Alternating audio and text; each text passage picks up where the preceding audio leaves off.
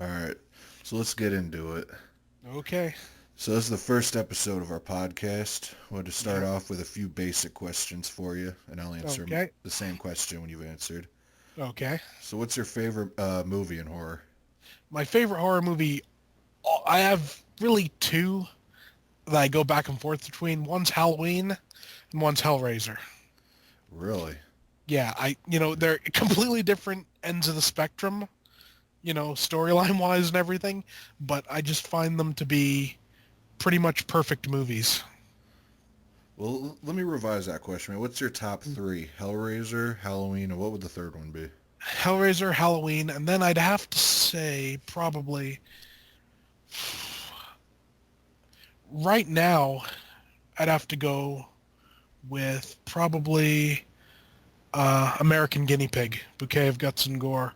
Yeah, that thing's dope, man. I know, The it gore completely effects in sick. that are amazing.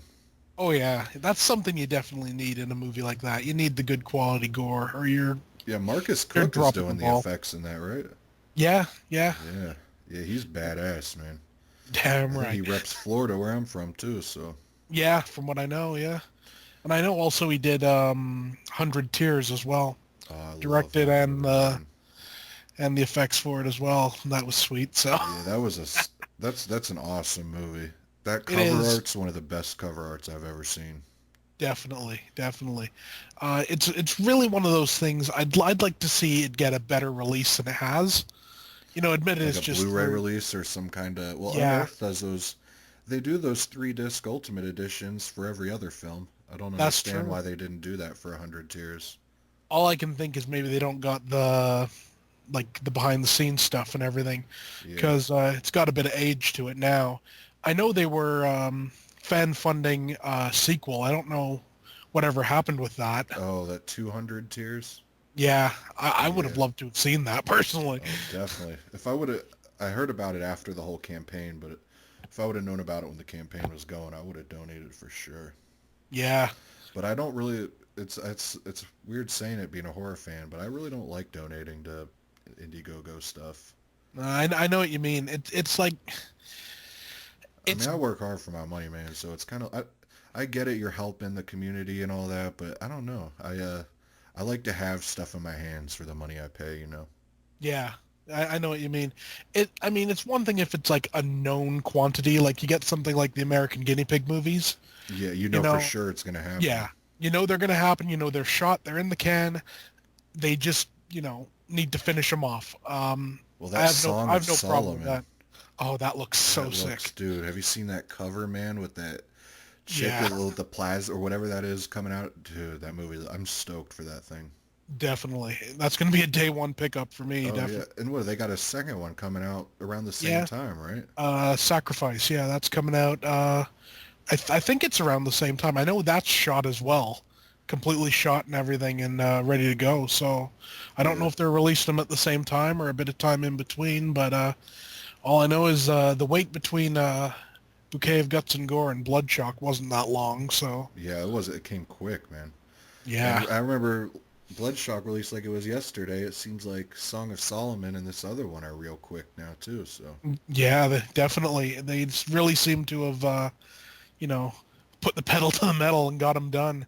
Uh, what's that's a crazy good though thing. is why hasn't Unearthed Films released a box set of the original Guinea Pig movies? Yeah, they did That's one back of in my the most day. wanted things, and I can't get a hold of it, man. Yeah, they did back in the day. I know that.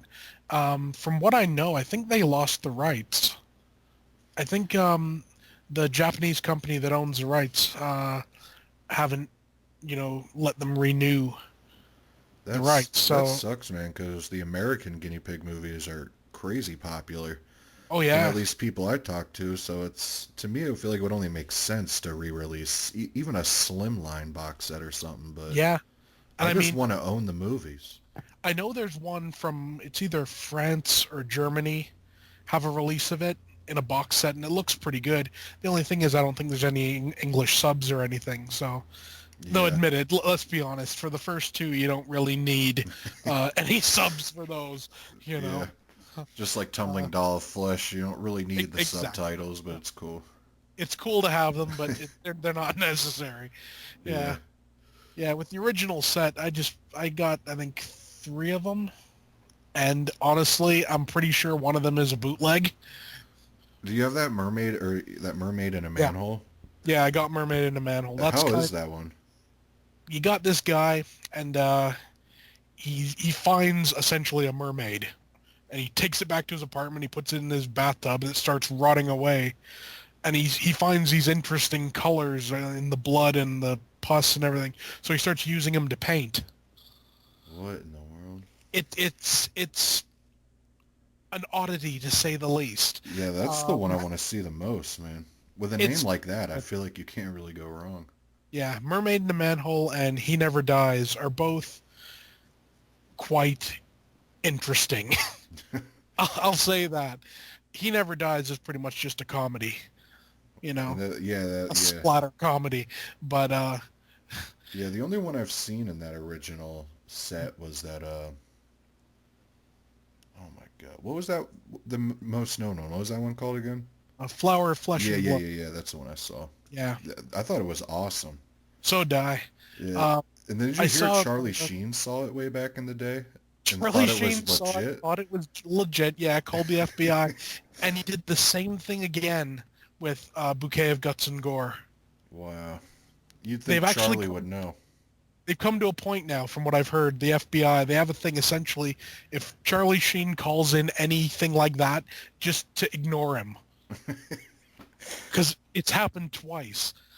Dude, that's funny as hell, man. I, With those movies, though, I mean, you can tell they're fake. I mean, you they look can. legit, but they don't look like that legit to where you're thinking, you know, I mean, I guess if your mind's on crazy drugs, though, I guess Yeah. probably would look legit. Yeah, probably.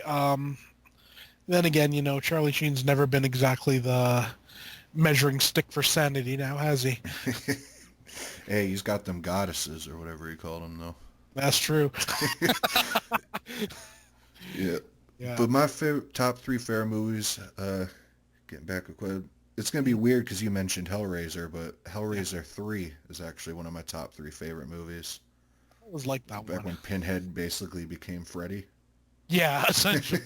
Yeah, But I like that. I like Martyrs. It's still that's one of the most like moving movies I've ever seen in any genre. definitely. Like you've seen it, right? The original. Oh yeah, yeah. Dude, Never that got around to watching the remake. I have it, but yeah, I've never watched it yet. I haven't seen it yet either. And what they're remaking Inside too. It's like, seriously. It's Yeah. like, I'm for remakes of stuff that had a good idea, and Well, then Martyrs has a good idea, but yeah. it's a. I But mean, I but it guess you need to make it for what's an the thing? American audience, but I don't know. They always say that, and essentially all it means, and I find it really kind of insulting. It means we have to dumb it down. oh yeah, make it less gory, Yeah, and worse like acting. less cerebral and everything. And it's like, you know what? Like, people aren't stupid. Yeah, People can see the original Martyrs and see it for what it is and enjoy it. You don't need it dumbing down. yeah. And you it's know. like if people didn't get it, then it wouldn't be such a big hit over in America. Exactly. Exactly. It's, I don't know. Just shake my head at that. Yeah. And for a third one, I mean, if I'm going as far as stuff as like what I could rewatch all the time, uh, I'd have to say an original 1981 Maniac. That's a classic. Yeah, man. Even the remake is awesome. I love the remake of Maniac. I mean, Yeah. I just, it was such a unique way, like, to film it, like, all through the guy's eyes. Now, be honest, when Huh? you first heard the premise or the announcement of the remake of Maniac, and they said Elijah Wood was going to be Joe Spinell, dude, how shocked were you? I was seething. I wanted to find him and, like, throttle him. Dude, isn't that crazy? I'm, He ended up I kicking know. ass though in that Well, it's the sort of performance. thing. Sometimes you just don't know, like, how good an actor's going to be in a role. I mean, a perfect example I always found was in the American remake of Insomnia, Oh yeah, when they had Robin Williams playing, like, the killer guy. at first I thought, like, Robin Williams, he's a comedian. It's not going to be funny. Then you see it and you're like, oh shit, Well, like you damn, remember Robin Williams in 1 Hour Photo, right? exactly, yeah. Yeah, It can be done, and it's good to see when it's done right, yeah. When you see an actual comedic or fantasy actor or whatever play an actual legit Yeah, good horror role. yeah, and when it's obvious they have a love for it. Just like Jordan Peele, man, with that Get Out. Where you're Yeah, like Jordan Peele's directing a horror movie and then you and you're watch it. And and I you're was like, actually kind of oh, let damn. down by it, but Yeah, I do I, understand the hype, but I was disappointed. yeah, I find hype to be a bit Ruins every new movie that comes out. it is. It's a bit of a double-edged sword, really. In one way, it gets people into the movie, Yeah. and it gets people to see something that could be new and exciting. But in another way, like seriously, the Babadook. That's all Hype I'm gonna totally say. ruined that for me, It man. did. I hated it because of the hype. Yeah. I watched it expecting something like intensely freaky, and I was, yeah, man. I Yeah. can't get into that movie. No.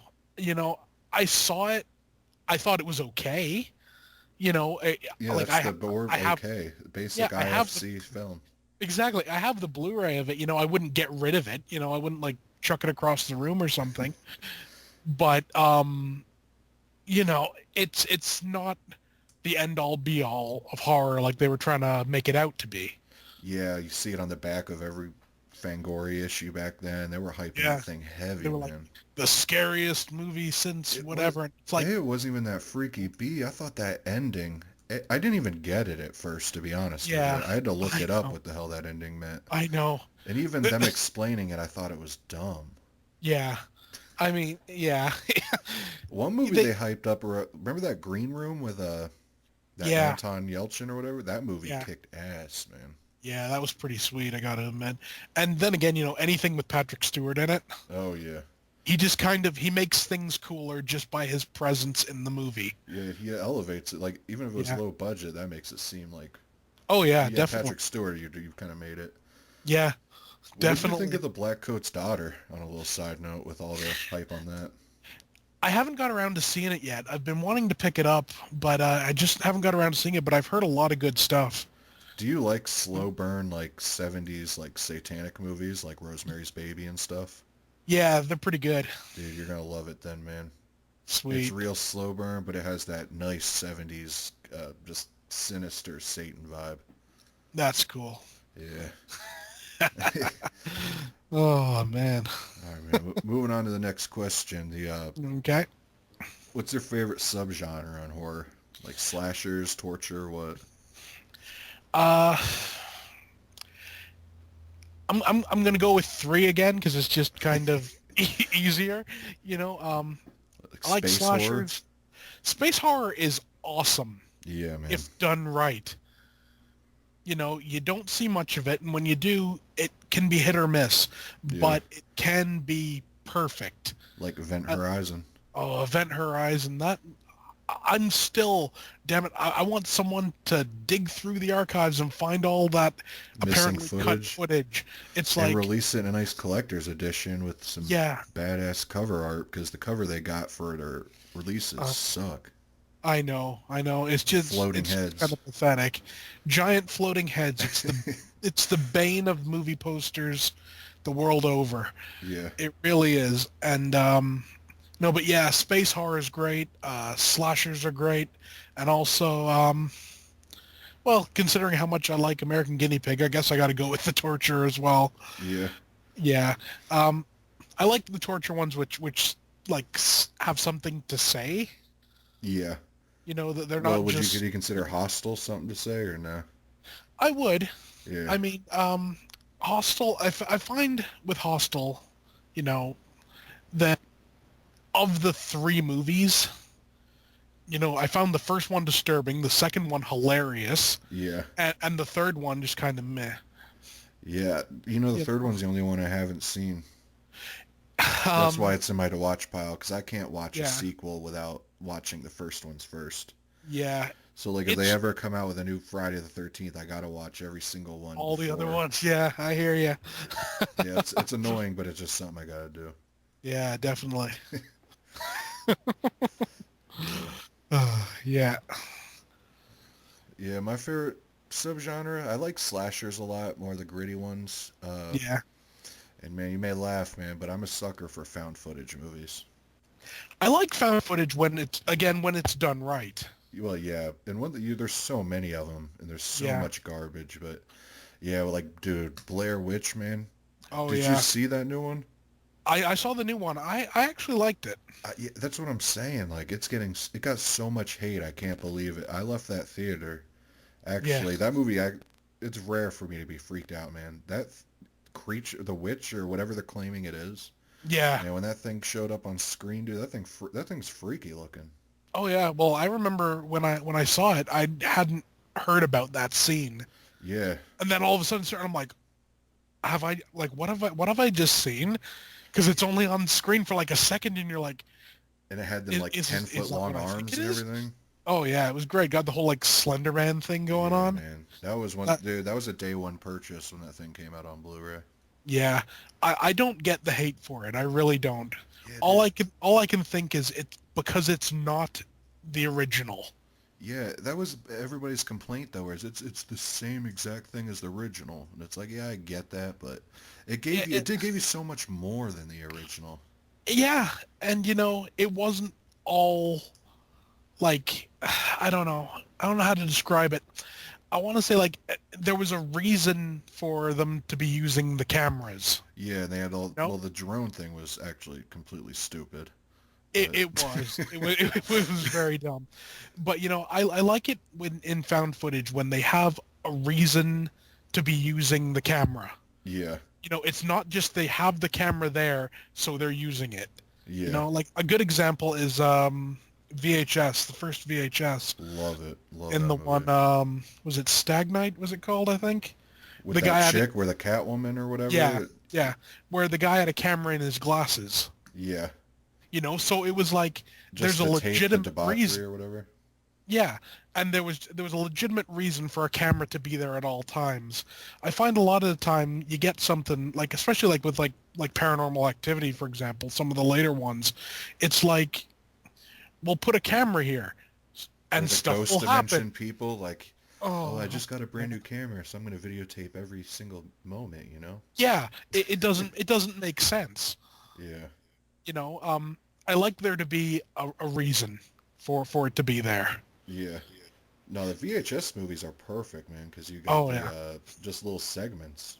That's, dude, that cult segment from the second VHS, man. Oh, that was awesome. That was genuinely awesome. Like, that 30-minute short was better than any full length that came out that year, if I had That's to that's true. judge. Yeah, And definitely. the alien segment right after that, remember?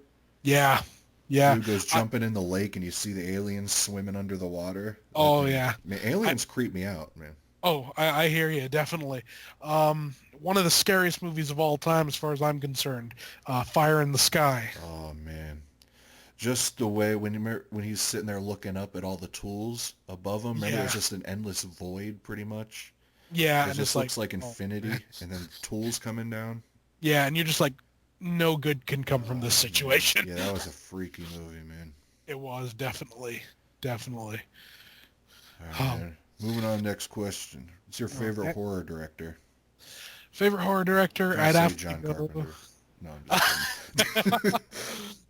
um, you know, I don't know. John Carpenter is the go-to because pretty much Yeah, everything he does. either him or Wes Craven's gonna be 80% of Yeah, people's and the thing answers. is, 90% of both of their output is really good stuff.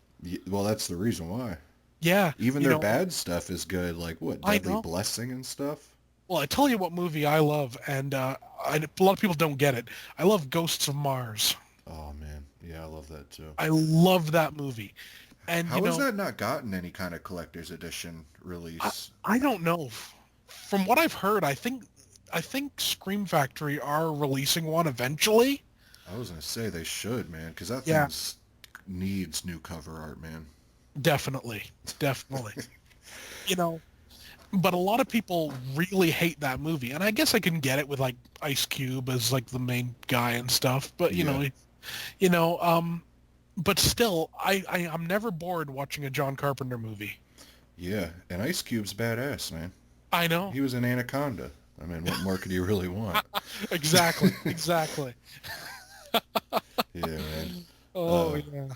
well, my favorite horror director, I mean, it's a toss-up. I really do like Takashi Miike, Mm. just because you got so much horror, and you got all that Yakuza movies. Oh yeah. Like, I love Yakuza. So, man, he's all the spectrums, but I like David Cronenberg, too, man. Like, Cronenberg. Videodrome. Yeah, definitely. Yeah. I'll throw out one for you right here. Kinji Fukasaku. Oh, yeah. Yeah, That man. that that man was, rest in peace, a certified genius, I think. Oh, yeah.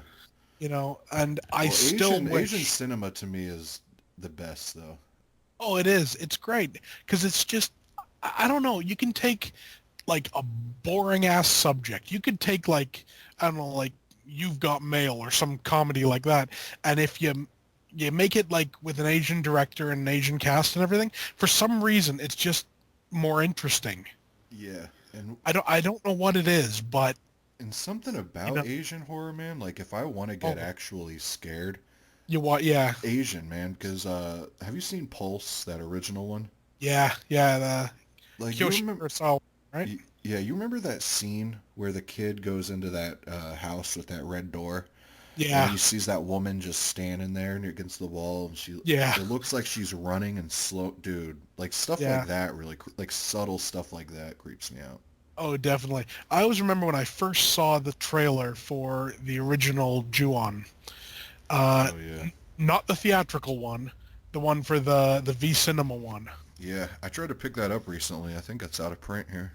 Yeah, I find you really the bootleg's the way to go for that. Yeah, Because it didn't have a big release over here really.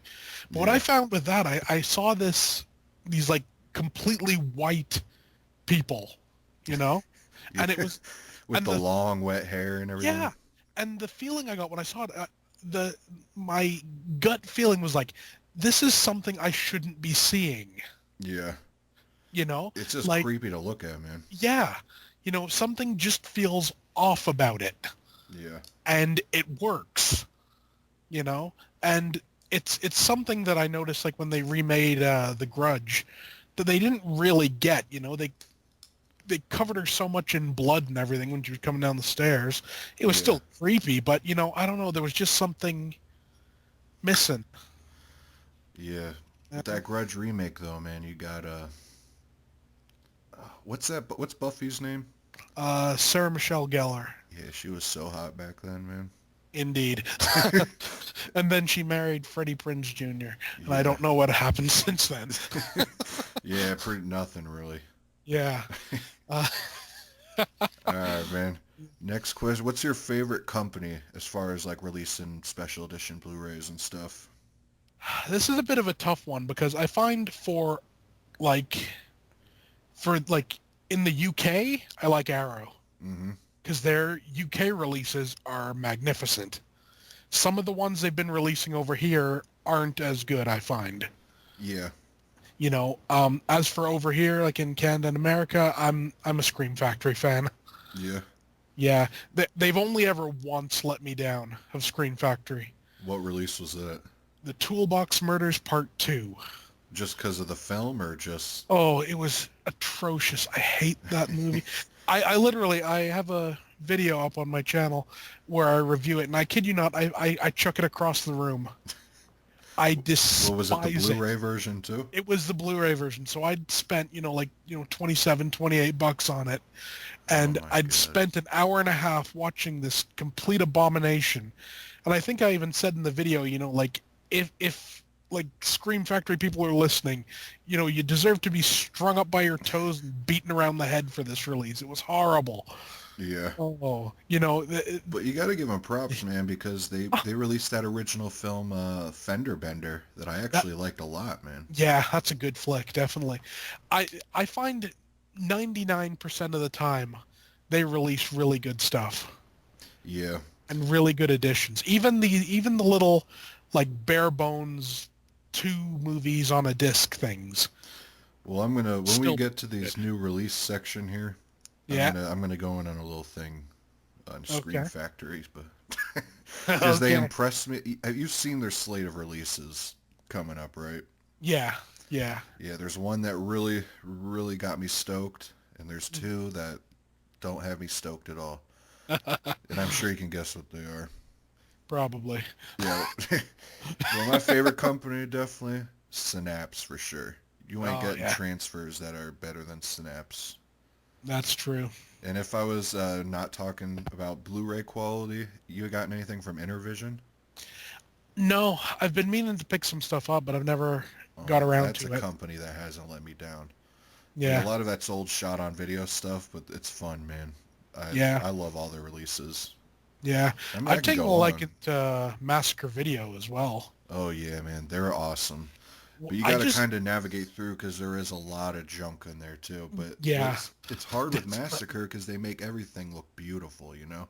yeah, I mean good examples, uh My Red Guts. I know, doesn't that cover and everything look awesome? And It then you looks watch awesome. it and I just love it you when you can flip around the cover and you got the Japanese cover art on the inside. I thought did you that was flip it or sweet. did you keep the original Uh new artwork I I've kept the original for now. just so I'll you can read probably it on the shelf? yeah, pretty much.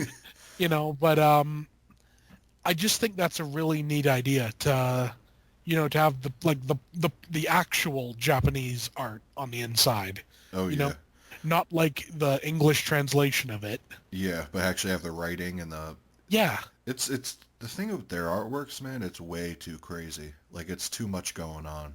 definitely. Like I That's like the definitely the classic of case. the American cover because yeah, those Asian covers are too loud for me. They definitely are, but it's nice to have them, Yeah. you know. And dude, one more thing about Massacre Video. Have you checked out that Orozco the Embalmer? No, I've heard about it, but I don't really know what to make of it. Well, it's actually good. Is it? So if you ever order anything more from Massacre Video, I suggest getting Orozco the Embalmer, and then that director has like a compilation of short stuff he did called Junk Films. Oh, that's cool. Might Yeah, pick those up. Yeah, they're awesome, man. cool. Orozco the Embalmer to me is I think it's probably Massacre's Video's best release. Wow, wow. Yeah. I'm gonna have And to try that out. I Thank you. think it's the consensus too, because I hear a lot of people praising it. That's cool. All right, man. And last question: who's your Mm. favorite horror actor? Favorite horror actor? You know what? I'm gonna say Doug Bradley. Dude, that's the exact same thing I was gonna say. Yeah, Doug Bradley is one of those actors. I find there's a class of actor. I don't even know what you'd call them, but there's like Tony Todd. Where they're There's just above, they're like yeah, classically trained almost. They're yeah. just It's like I've called like Tony Todd before the Char Aznavour of horror actors, in that yeah, anything that he's in is three times better than it has any right to be. yeah, man. Well, I You think know, Tony Todd actually is classically trained. Like I he's think so. Yeah. because Have you heard him doing Dracula? no, but I heard about it. I do want to. Oh, His voice seems perfect for it. they have it on YouTube somewhere. I they have a copy of it on there. It's only about like 20 minutes long or so, Oh, but that's it. yeah, it's not long at all. But he is perfect, Yeah, pitch man. perfect. He's He's on the top of my uh, list of people to meet before I die for sure. definitely that would be so cool. Think of the stories he could tell you. I know, man. You know? I heard he's nice, but I also heard he's kind of a jerk too. Like a buddy of mine met him while he was drunk or something at some convention and said he's not a nice dude, but Well, I think that's everybody pretty much. yeah, I mean, um, Tom Savini's the one I heard is the worst, but and I've Linda I've Blair. yeah I've heard about Tom Savini definitely. Yeah, And I think with Tom Savini, the thing is, if like say you're in the film business yeah, and you're like a well-known person in the film business, I think you'll get on with him just fine. If you're just some like quote unquote nobody, yeah. I don't think, unless you can like impress him with something, I don't think he really has the time for you, Yeah. But the and thing is, though, if you got people paying $40 for your autograph in a minute, man, I mean, Exactly. to me, you ought to be nice to it because we're kind of the people that, you know. Yeah. We're your bosses. Yeah, basically. We're the ones that pay your check. But So I yeah, guess that's the same thing as telling a cop we pay their check too. So, yeah, that doesn't work out very well. nah, you work for me. Oh man. Arrest that man. I would just love to see someone do that and it actually work. I Cop being really like, would. yeah, you're right. Yeah, like, well, damn. I never thought of it that way. That would be awesome. That would be genuinely awesome. Yeah, man. Dude, that's something like, could be in a movie or something that, Yeah. hey, yeah, my favorite horror actor, though, definitely Doug Bradley, like I said, so, Yeah. He brings a class yeah, that, is sometimes very lacking. yeah. But the thing is, though, they don't have him in a lot of movies, though. No, Like, they have him in Wrong Turn 5, one of the I Pumpkinheads as we're about to get in, man. yeah. And when I we get find into this Pumpkinhead 3, have you noticed, like, we'll just get to it when we get to that, never mind. yeah. Yeah. Okay. All right, man. So you want to get to the news aspect of this? Yeah, sure. All right. So the first bit of news, man, that I wanted to talk about just because it's a tentpole franchise type thing. Did you hear about that Leatherface prequel that was completed coming to direct-to-video? Yeah. I don't know what to make of it. Yeah. I really don't. In theory, it could be good. Yeah. The Well, it's premise done by the sounds director of interesting. Inside. Yeah, so in theory it should be good, but then you got to remember also, it's produced by the same people that did Texas Chainsaw 3D. Oh, really? Yeah, and That wasn't complete shit like everybody makes it out to be, no, but it wasn't good either. there was a big. I found the main thing was they should have had someone on that set to look at the script and everything and say, okay, There's a this is gaping where plot holes. yeah, plot hole, fill it. Yeah. There's no way this chick could be like 27 years old if she's supposed to be this person's daughter. I don't even understand You how know, that even got through. Because I you don't watch know. it and it doesn't make any sense. It's like one of those things where you just got to be like, all right, go with it. Yeah. Which to And, me is lazy for them to do it, you know? oh, it is lazy filmmaking, definitely. Yeah. And, especially with like a series like Texas Chainsaw, you know, it deserves better. Well, they consider that the first like grimy realistic horror movie. You know what I mean? Like the Yeah. first. I mean, to me it is. I mean, you got Last House on the Left and stuff, but Yeah. man, Leatherface was brutal, man. Oh yeah, But definitely. let me ask, did you like the direct-to-video sequel to Chucky? The The last one, Curse of uh, Chucky. Curse of Chucky. I really enjoyed Curse of Chucky. Yeah, I did too, man. That's kind of what got to me. That was getting me hope to this Leatherface. Yeah. Was how the fact that that's being direct to video. I'm kind of like, well, it could work, and Yeah. it has that And Lily Taylor from The Conjuring as yeah. Leatherface's mom. Yeah. And the good thing about like direct-to-video stuff and everything is you don't have to worry about the censors. Oh yeah, you get all the unrated footage in there. Yeah, which is, with certain stuff I can understand, you cutting down on the gore and everything. But some stuff like Texas Chainsaw, especially after part 2, Yeah.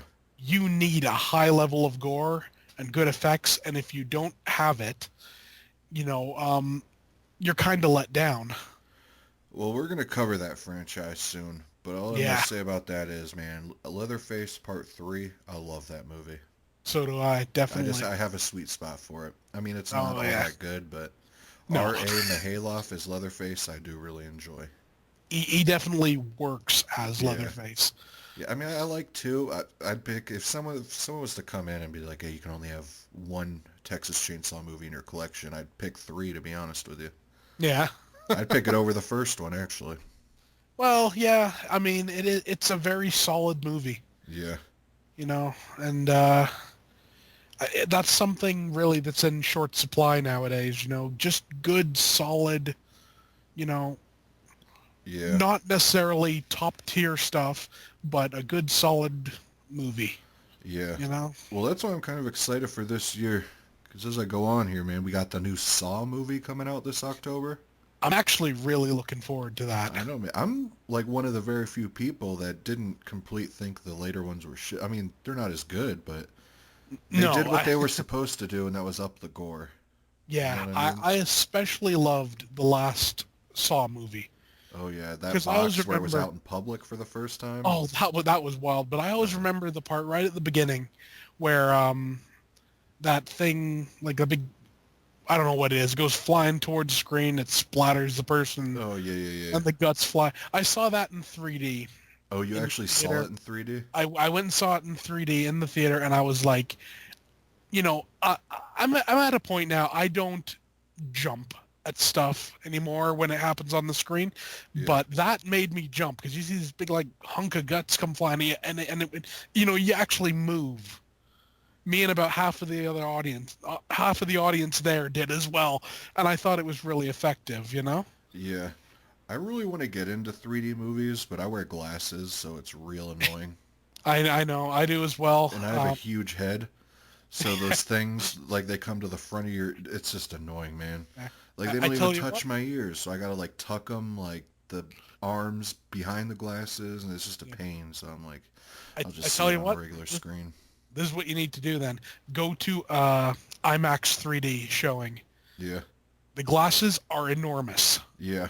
And No, then don't turn them in when you leave. yeah. Sneak them out with you. There's Because, just not a lot of good stuff that comes out on IMAX 3D. no, there isn't. You have to, Like, like, the did last thing Alien Covenant even come out on IMAX?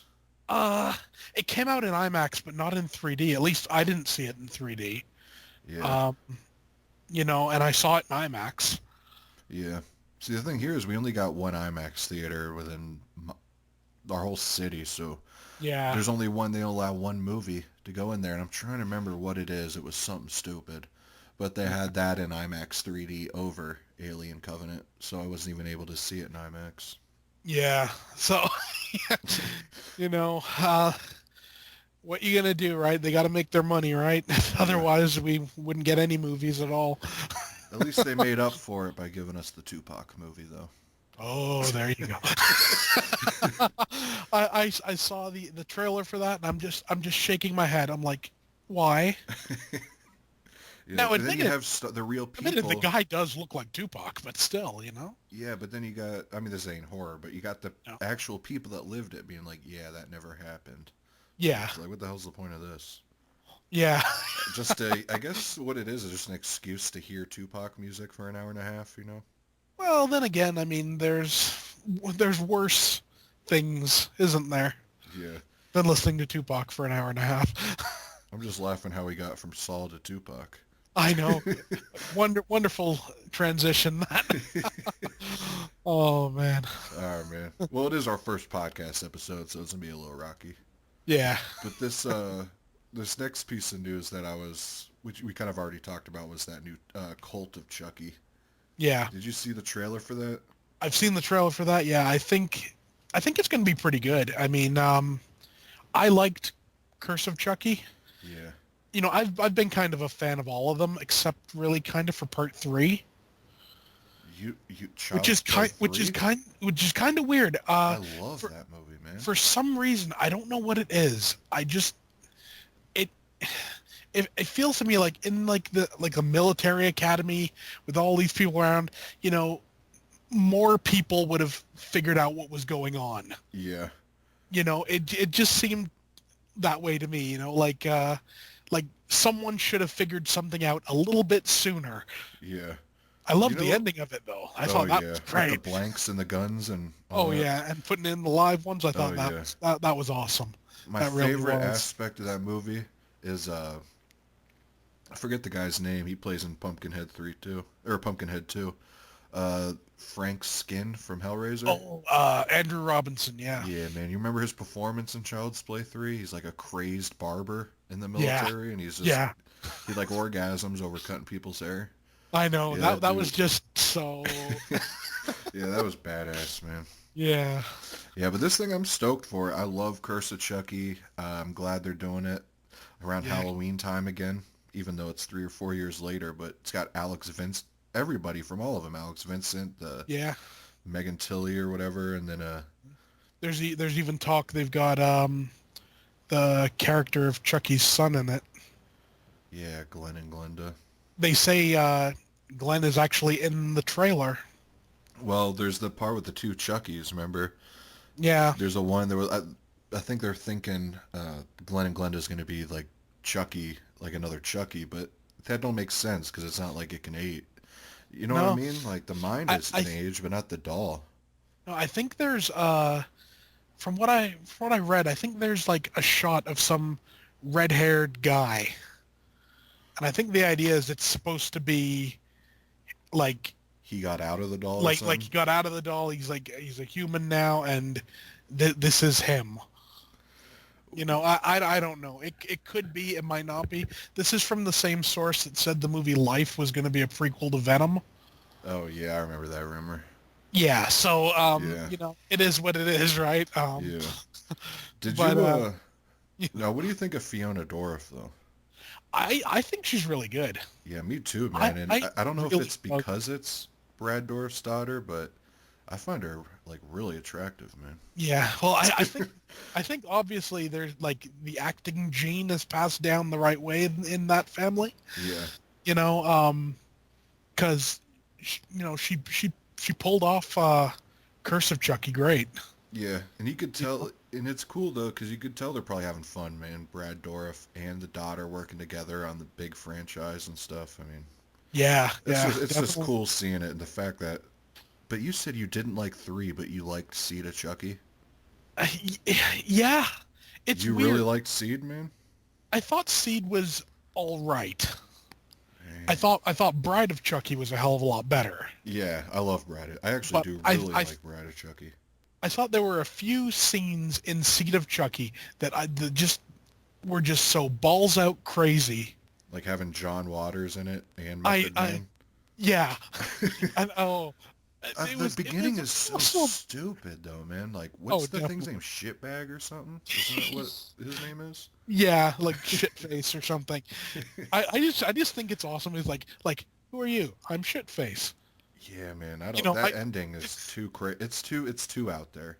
yeah. It's one of the crazier ones in the series, definitely. Yeah, it's like But one of those things. Like, it's neat. Did you watch Twin Peaks back in the day? Yeah, I got the Blu-ray set of it. Well, have Been you? Let me watching. ask you. Have you been watching the relaunch of it? I haven't. I'm gonna wait for the Blu-ray release of that and then Well, it's the same case watch so everything. far as Seed of Chucky. The creator just has way too much control. Like I'm for, directors and creators having all the control, but the thing is, man, you need someone to reel it in sometimes. Yeah, Like like Mancini, he needs someone there to keep. See, I like it more horror, man. I don't like it when you have shitbag and all this Method Man, smoking blunts in the movie. I just want horror. You know what I'm saying? yeah, I hear ya. So with like the new Twin Peaks, you could tell David Lynch has just lost it, man. Like it don't make any sense whatsoever. Well, then again, the original didn't make that much sense to begin with. Yeah, but it was still you could kind of follow it. It was still had a this dude. When you watch it, you'll understand what I'm talking about. Yeah.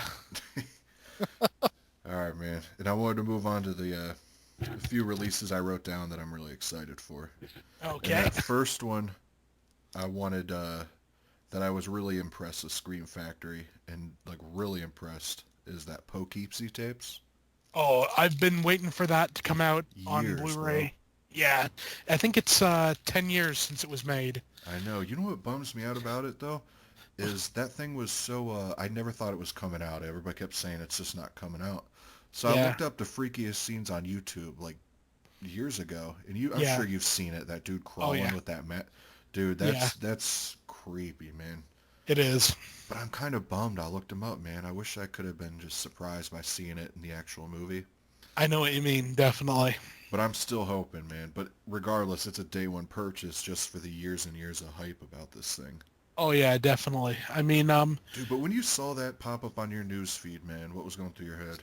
I was like it's happening? Like this isn't a troll? I know, You, man. you, you know, they're actually doing it, and I double checking. I'm like, Checking to oh, make sure Scream Factory finally. put that picture out. Yeah.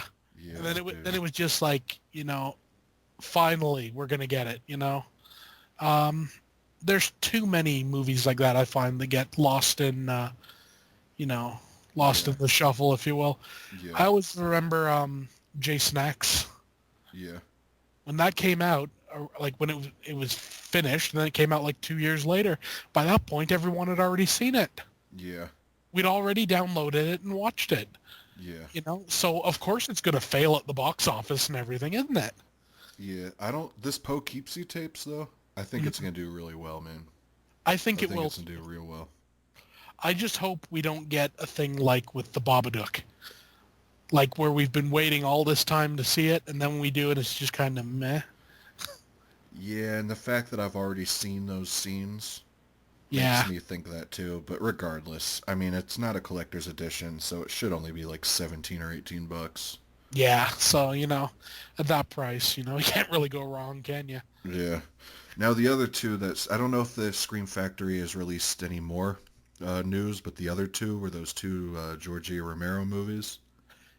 Yeah. Let me ask you, are you excited for these at all or no?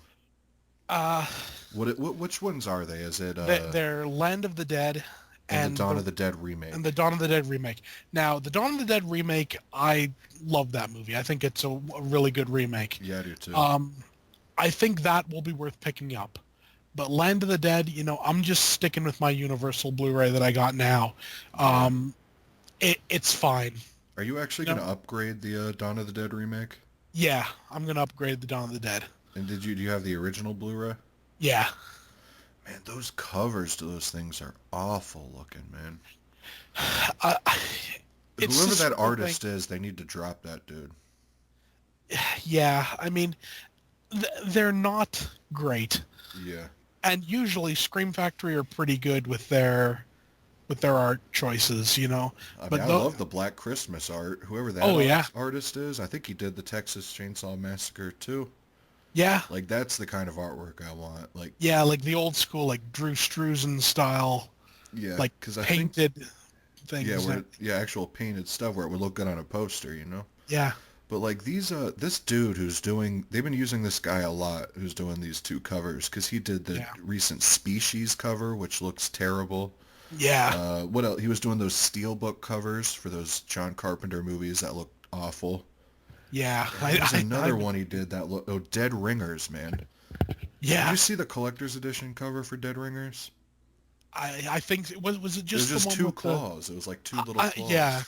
yeah. It's Man, that was a I lazy cover. yeah. It's the sort of thing. If you're gonna go to the trouble of making new artwork, at least do it right. You know, Yeah, at least put some actual work into it. yeah, I mean, admitted some stuff. There isn't a lot of source material for, and you yeah, have to go with a completely original thing. But you know, this is why there's a whole community of people who make custom covers for stuff. yeah. Yeah, I know you do that. What do you do with the yeah. old covers? Usually I turn them inside out, stick them on the inside so you can see them through the cover. Oh, okay. Yeah, that's pretty Yeah, cool. and then just put a better cover on the outside. Uh, Yeah, I need to start some doing that, stuff man, because a lot of these releases have terrible covers. I know, and Like I just and got Near Dark, and it has that Twilight looking cover. oh that oh Looks like if, Edward on the cover, I, sparkling, I and I tell you what, if I find the person that made that cover, oh, they're gonna wish they were never born. yeah, I know, man. It's horrible. I mean, it's one. I understand it from a business perspective. You know, Yeah, you try to get it in with what's popular at the time, so you get more things. But think of the poor little teeny bopper that bought that thinking it was going to be like Twilight. I know, man. Well, Although you'd actually, rather have Near Dark, though. damn right. It's an awesome movie. Who knows? Maybe we got some converts because of that. You never know. Yeah. Like, what are you telling me vampires don't sparkle? The hell is What? this? They're drinking in a bar. Yeah, I don't get it. What, they kill people? It's like, They don't just stare at you? Or... yeah. Oh man. So this, Twilight, man. That was one of the worst things to happen to horror in like decades. yeah, I watched the first one with my mom and I hated it. So, I saw about 3 minutes. And I'm just like, nope. And then yeah. you hear people talking and like they're like, oh, have you seen? Nope. Well, that I'm like, chick, that Kristen Stewart or whatever, yeah, you remember a movie way back in, it came out direct to DVD called The Messengers too? yeah. And I she was the remember that. star of it. I remember Yeah, watching that and thinking she was pretty cute or whatever. I'd yeah, never heard her name, and then all of a sudden she was a huge megastar, and I was like, this chick is the one that blew up? yeah. I always find whenever you look at her, she looks like she has dead eyes, Oh, yeah, just like a, like a yeah, zombie. yeah, like no emotion. Yeah, yeah, who knows? Maybe, you know, 4 or 5 episodes of Twilight will do that to you. All right, well, but Oh this man, next release, uh, basically this year is a good year to be a Dario Argento fan, man. that's always a good sign. Yeah, so how stoked are you for that Suspiria Blu-ray coming from Synapse? That's gonna be, Hoping they don't put it in a $70 steelbook, but you know what? Honestly, I'm tempted, even if they do. oh, you're buying that steelbook?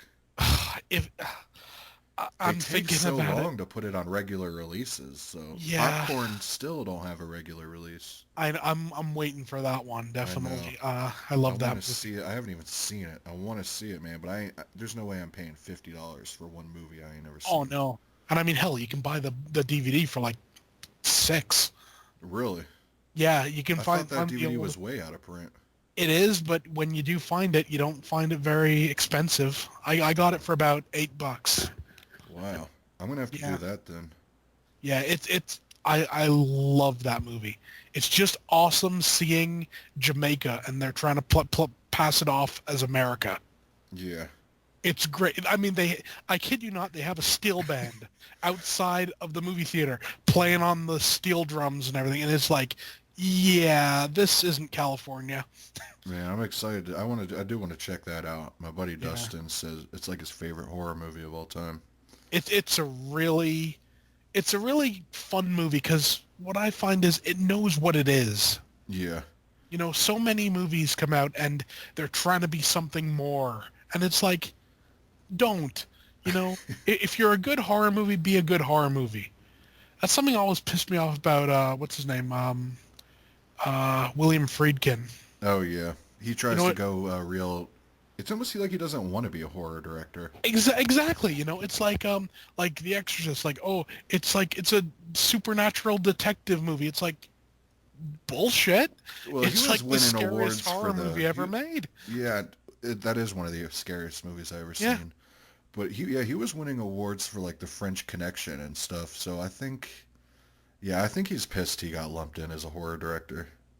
It definitely could be, but it's a damn shame when like you know, when you release like the best of something, Yeah, and then you can't even take credit for it, like for what it is. yeah. That like what's her name always did that. Karen Black. Oh yeah, I've never been in a horror movie. I'm in science fiction movies. yeah. It's But then like, when they get older, they realize when they see all the fans at yeah, conventions, like, oh, I'm a horror, king. yeah. It's like, Yeah, man. yeah. That's something that has always kind of irked me. Yeah. I always And love it when horror actors embrace it from the get-go. oh yeah, definitely. Because I mean, Like Bruce Campbell, you know what I mean? All them, Doug Bradley, they know yeah. exactly what they are. So And the fact of the matter is, out of all fandoms in the world, horror fandom is one of the most like loving and hating fandoms. well, I think You know? I think the only thing above it is superhero fans. Yeah, yeah. The thing is, like, if you're in a horror movie and we like you, we will love you till the end of time. Yeah, If yeah. you're in a horror movie and you're like writing it off and everything, we will crucify you in a heartbeat. You mean like that lead actress in Candyman 3? Yeah. Oh man. And it's like, have you ever seen a movie called The Devil's Chair? No, I heard of it, but I didn't catch it. It's a really good movie, Yeah. but when you watch the commentary track on it, you get this feeling that they're like they're slumming it Yeah. to make this little horror movie, like well, we don't really want to do like these movies, but we did this one anyways, and it pisses you off, and it makes a really good movie. Like you look at it and you're just kind of like why am I wasting my time with these people? Yeah. They have no love for like our genre, and then Yeah. that's how it is with fans, like we feel this is ours, Yeah. you know. No, I know You exactly don't what mess you mean. around, you know. Yeah, like one of the best examples of that I could think of is like in Black Christmas, the remake. Yeah. Trying to think of that actress's name. She was in Mean Girls and stuff, and she was like kind of a big actress back in the early 2000s. She was Yeah. on all these man, I can't think of her name. Yeah, But yeah, I you know could what you tell mean. she don't look like she wants to be in horror, but she's doing it for the paycheck and stuff. So Yeah, I'd rather have someone like Jeffrey Combs where they're gonna, just sop definitely. it all up and just go ham with it. So Oh yeah, yeah. There are certain actors I find that just revel in the fact that they're in horror, yeah, and I always found Vincent Price was a good example of that. He never took it like as a lesser form of acting or anything. no, He always brought his A game to it, and like the best actors in the genre do that. Christopher Lee, Vincent Price, Doug Bradley.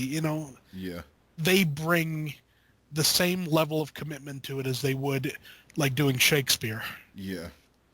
And Yeah, and you let's can't and you let's can't be put Bruce honest. Campbell in there because he'll take stuff, goofy and stuff, but if you're talking about just Yeah, actors that take it 100% serious, yeah, yeah, yeah, that's what and I love, man. yeah, definitely. Though special place in my heart for Bruce Campbell. Yeah, yeah, I'm not knocking Bruce Campbell at Definitely all. no. I'm just saying there's a lot of movies though where you're like, ooh, I don't know. Yeah. Like I've tried watching this one show, The Adventures of Briscoe County Jr. or Oh, something. that thing. Yes. I'm watching, I'm like, what the hell is this? But I mean, you still Yeah. enjoy it because it's Bruce Campbell, but Yeah. I tell you what, like his first book that he released, If Chins Could Kill, yeah, that is just hilarious because he goes in about all like his roles and his roles on TV and everything and how he constantly works, yeah. which is something you got to respect from like an actor to constantly be doing something. Well, he was on the award-winning show too, Burn Notice, so Yeah, like playing yeah, it completely serious and straight. yeah, which proves like he can do it. Yeah. You know? And then now he's making money, he's getting work. I mean, Ash vs. Evil Dead, third Oh season yeah, filming, so yeah. which I do I love that love show, that show. man. Yeah, definitely great show. And it brought back Lucy Lawless or whatever from Yeah, yeah. yeah. Man, this next release, which I'm really excited for, another Dario Argento. You heard about that Stockholm Syndrome Oh coming from yeah, Blue Underground, that 3-disc collector's edition?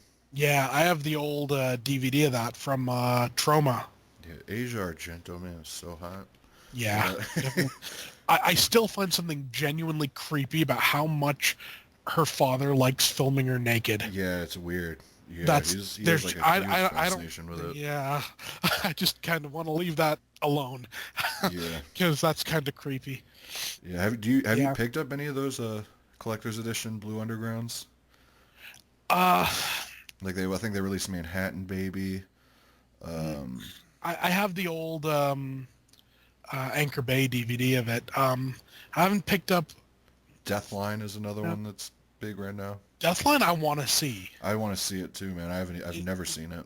No, I've heard good stuff. I've been reading in Rue Morgue magazine. Now, 45 years it's taken to come out on Blu-ray over You're here. talking about that brand new issue with Yeah, dude, I yeah, want to see that movie on the cover, that Dead Meth Heads movie. yeah. That That looks thing pretty good. looks awesome, man, with Michael Berryman. Yeah. Well, then again, he's another one. You know, put him in anything and it makes it, Yeah. you know, kind of cooler.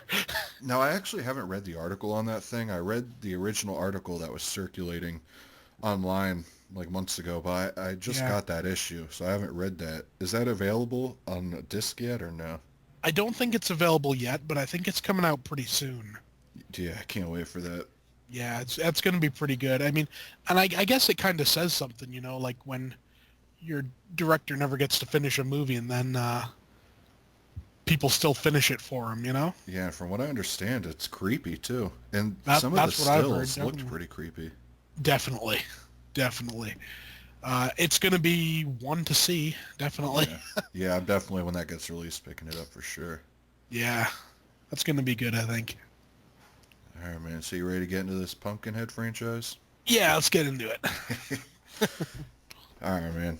So I think we could both agree Pumpkinhead one's just a classic. I mean, I'd venture to say it's, I'd venture to say it's perfect. yeah, it's the atmosphere, which is the first thing I wrote down for this thing. Yeah. It's got atmosphere like no other. I mean, the witch's house, Oh, yeah. and And then the graveyard with, man, yeah.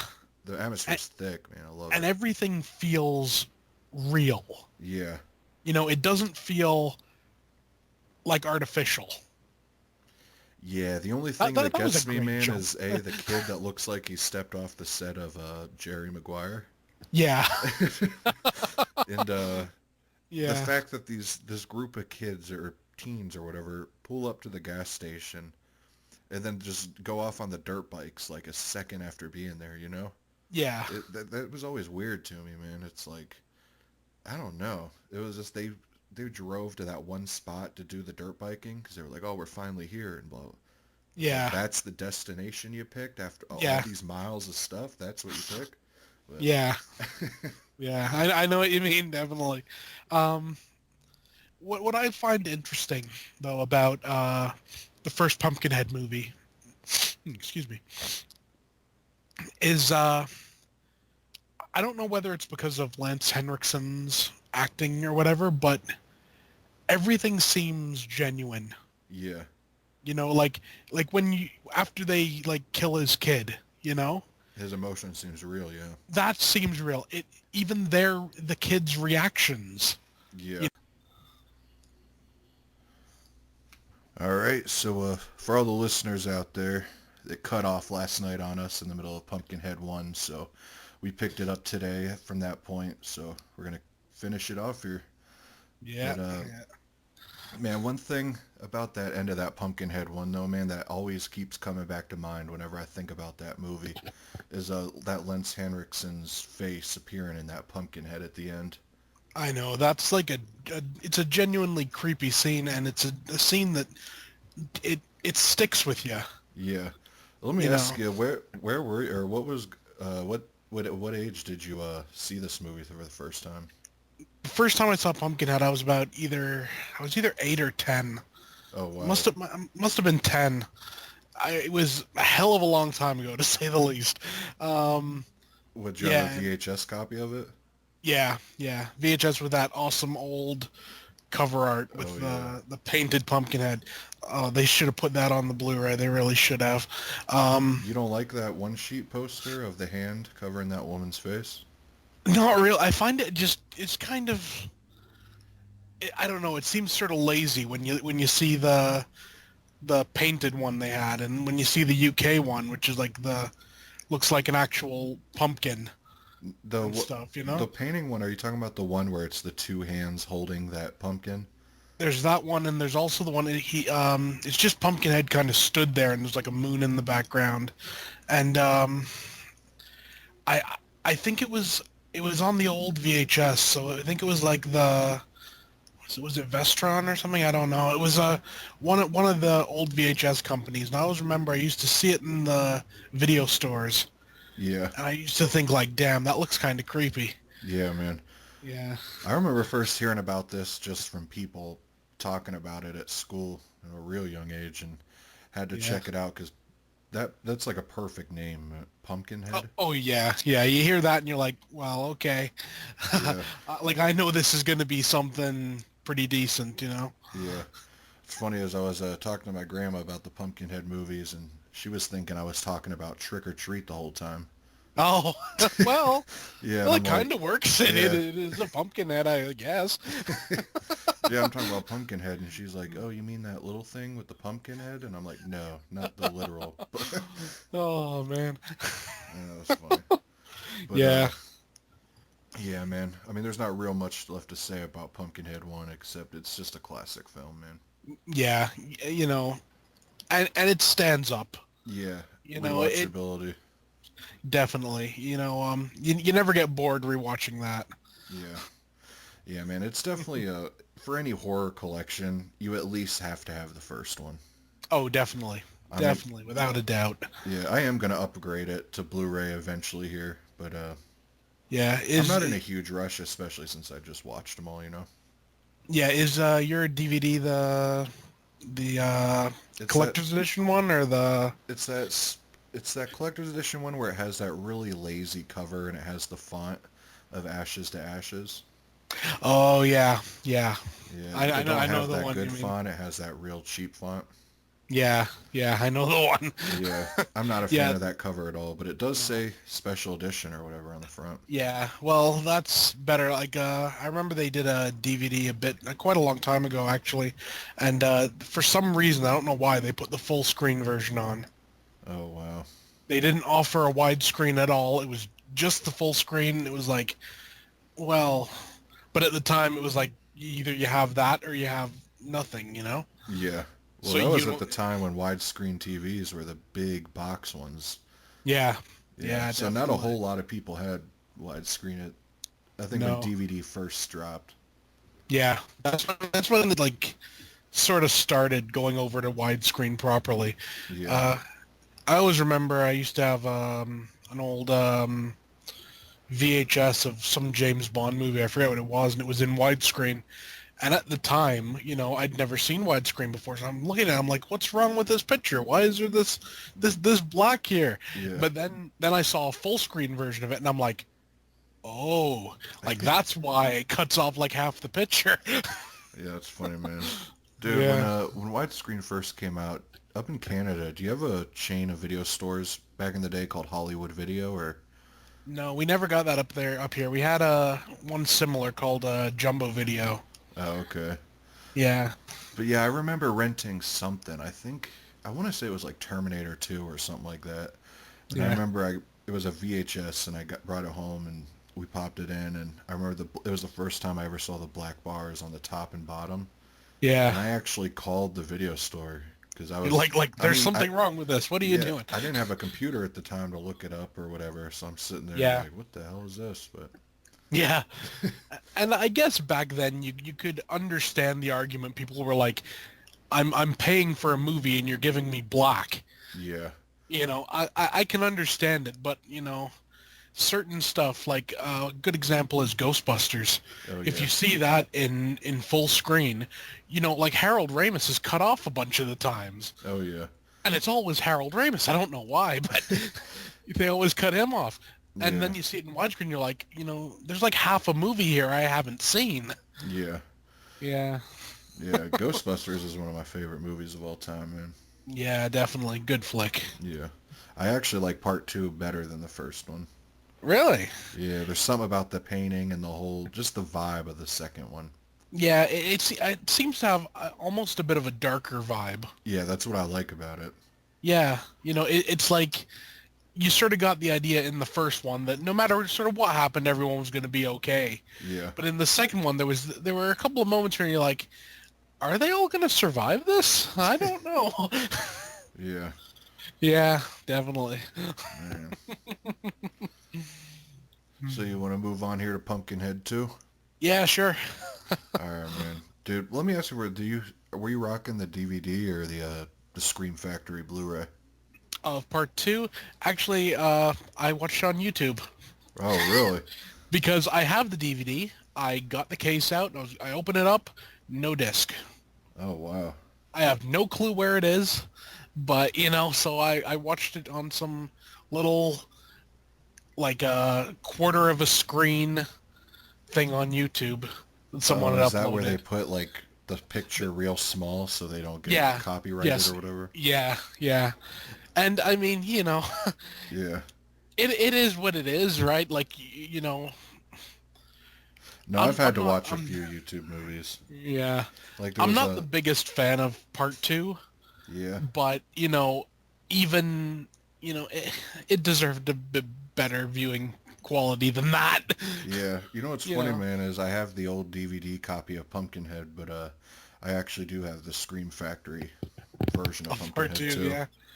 Yeah, Man, and the well, hey, reversible cover, have you seen it?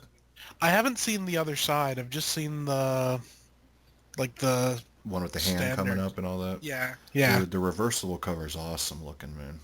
Is it It cool? looks 90s as hell. Like you just see, I don't know, there's the whole layout and the color scheme of it looks real 90s. Ah, well, hey, Yeah, but guess man, that's to be expected. so you said you don't like Pumpkinhead too? I find the problem with it is it veers too far from the established mythology. Yeah. You know, I mean, I think if you'd named that movie anything else, if you'd named it like, like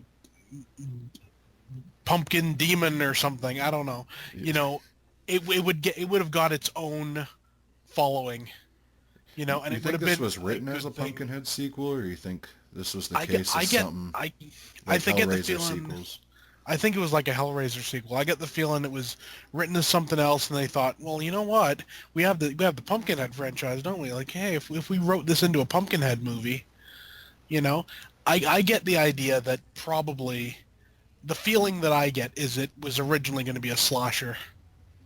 Oh, you think so? I think like the dead kid was going to come back and he was going to be like going around slashing people up. That's the feeling I get from watching it. It Yeah. feels to me almost like they just tacked on the Pumpkinhead stuff. You know, Yeah. like I don't know how like that kid's father is supposed to be Pumpkinhead. That I don't know. No, I think what it was is, wasn't it the kid that had died in the beginning? Yeah, Isn't the that like supposed to be Pumpkinhead? yeah, but apparently it says like when the witch woman's talking, she's like, "There's nothing special about his mother, but his father was the one you call Pumpkinhead." And I'm Oh, like, okay.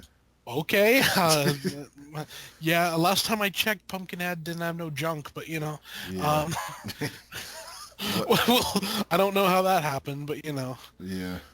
Dude, one and thing I gotta say though, yeah, when speaking about that witch, man, I think they yeah, downgraded her a lot, man. Like definitely. she doesn't look that creepy at all, and she gets beat down in the first 5 minutes, so it's kind I of know.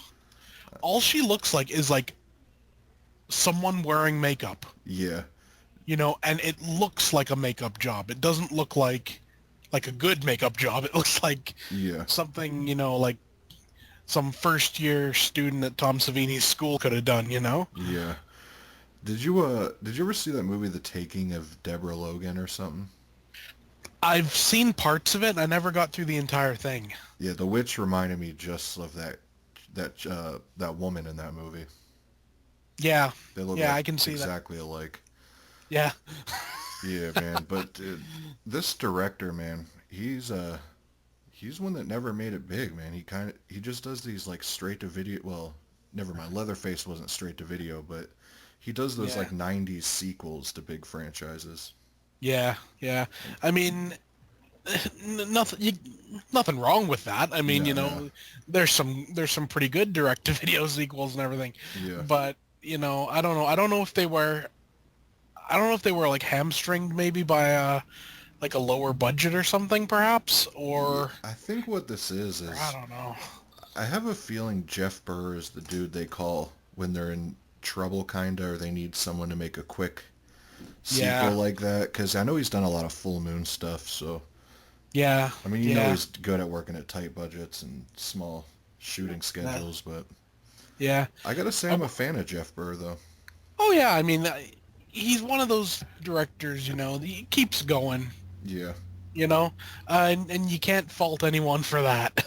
No, and you know. and Jeff Burr he's a cool guy because my buddy Dustin, he's friends with Jeff Burr on Facebook, and he just asked him for his autograph, and he sent him an actual 11 by 17 one sheet of Leatherface signed, and I was like, that's Oh that's really wow, cool for a random, to that contact a dude is randomly and for him to definitely do that.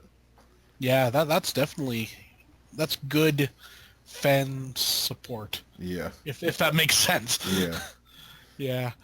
Uh, yeah, but Pumpkinhead 2, though. I just find it a bit weak. I wonder also if maybe it was a situation like with some of the later Hellraisers, where to keep the rights, they had to make a sequel. Yeah, just like they're doing now by releasing Hellraiser or Hellraiser Judgment. And Yeah, I don't know. That actually seems kind of interesting, I think. I'm always excited for a Hellraiser movie. Yeah.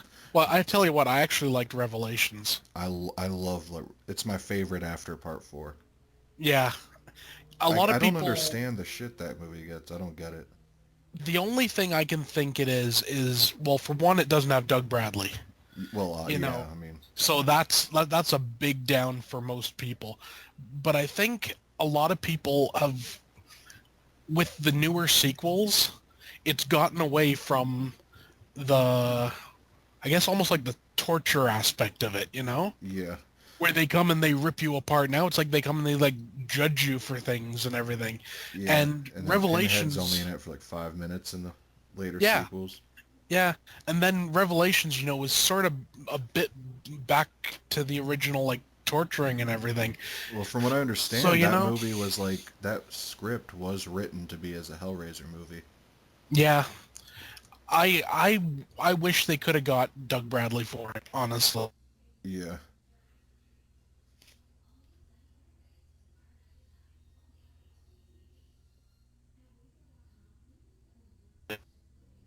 yeah, Choice to play. yeah, man.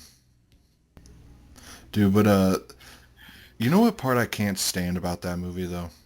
Yeah. Is how the kid screams Tijuana every Oh, 5 seconds in that movie. oh, I know what you mean. That guy, man. And I still wish with that they hadn't gone the route of like the pseudo Pinhead, Oh yeah, where he's like making his little friend. It's yeah. like come on, think up another design. You know what would have worked great for that? Did you ever see that? They called it Project Angel. It was something. They it was like a makeup effects test I that heard of someone it. did, and it was like a new version of Pinhead, and had like these like scars that like were like at weird angles and Yeah, everything. and the pins weren't like even and stuff. They were just Yeah, randomly placed. yeah. See, something like that, if you'd used in like as a pseudo Pinhead, Yeah, I think that would have worked. But the problem is they're like trying to make him look exactly like, yeah, I don't know. yeah, I, man. yeah. Have you seen the new? Have you seen the concept, or I guess it's actual makeup of the new Hellraiser? Yeah, I actually kind of dig it. Yeah, You know, man. You got the there's surgeon or whatever. yeah. Have you seen they have one shot that they show of the new Pinhead, and he stood there, and people are all like, he's so fat.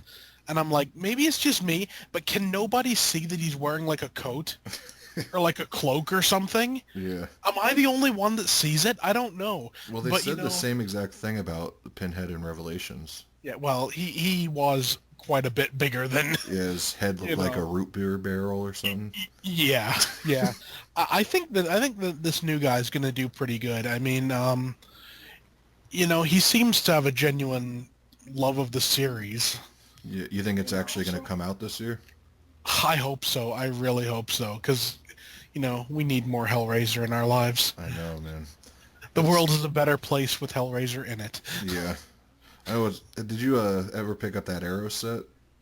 I was going to, but it sold out before I had a chance where I was going to get it. Really? I think on Yeah. Amazon they still got it.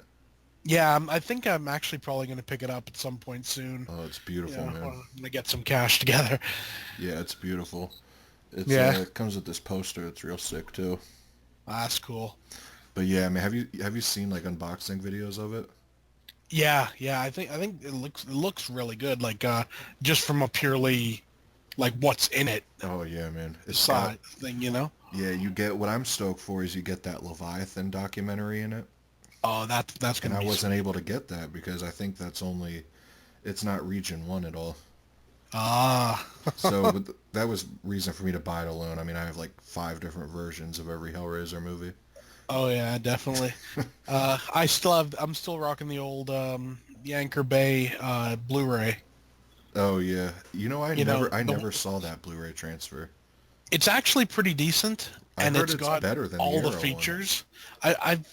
I've never seen the Arrow one, so I can't really compare, but it has all the old features on from the old Anchor Bay stuff and everything, which a lot of the other releases never had. They were just, just the movie, Yeah. so it had like two commentaries or whatever. So Yeah. That I heard the original Anchor Bay Blu-ray of Hellraiser like looks a lot cleaner as far as like grain wise goes, but I think the Arrow one is more faithful to how it yeah, was probably. intended. Because like Texas Chainsaw Massacre, that Yeah, original Dark Sky Blu-ray was like crystal clear. And then yeah, remember for the 40th anniversary they re-released it with all the grain and everything. yeah, So I yeah. think it's all a preference of if you like the clear image or the actual grain and stuff. Oh, definitely. Especially like with some stuff, like when you think of Predator. Yeah.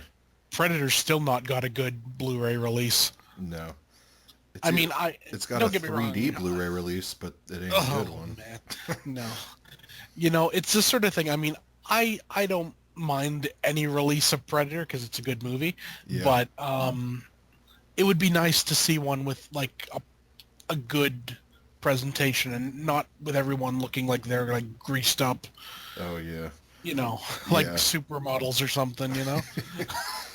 So speaking of Arnold Schwarzenegger, man, what do you think of Terminator 2 coming back to theaters in 3D?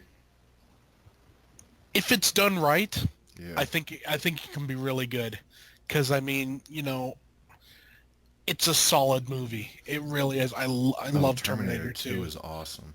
Yeah, especially I find the extended cut. Yeah. Like the 3-hour extended cut or whatever. I Um, don't think that's going to be the one in theaters. Probably not. But It would be still, cool if it was, but yeah, I missed it uh, when it was in theaters, so I'm real excited to see it. yeah. I think, like I said, if they do the 3D right, and then again, it is like a James Cameron release, so Oh, it's going to be good. The effects. yeah. I think it'll be worth it. Yeah. Yeah.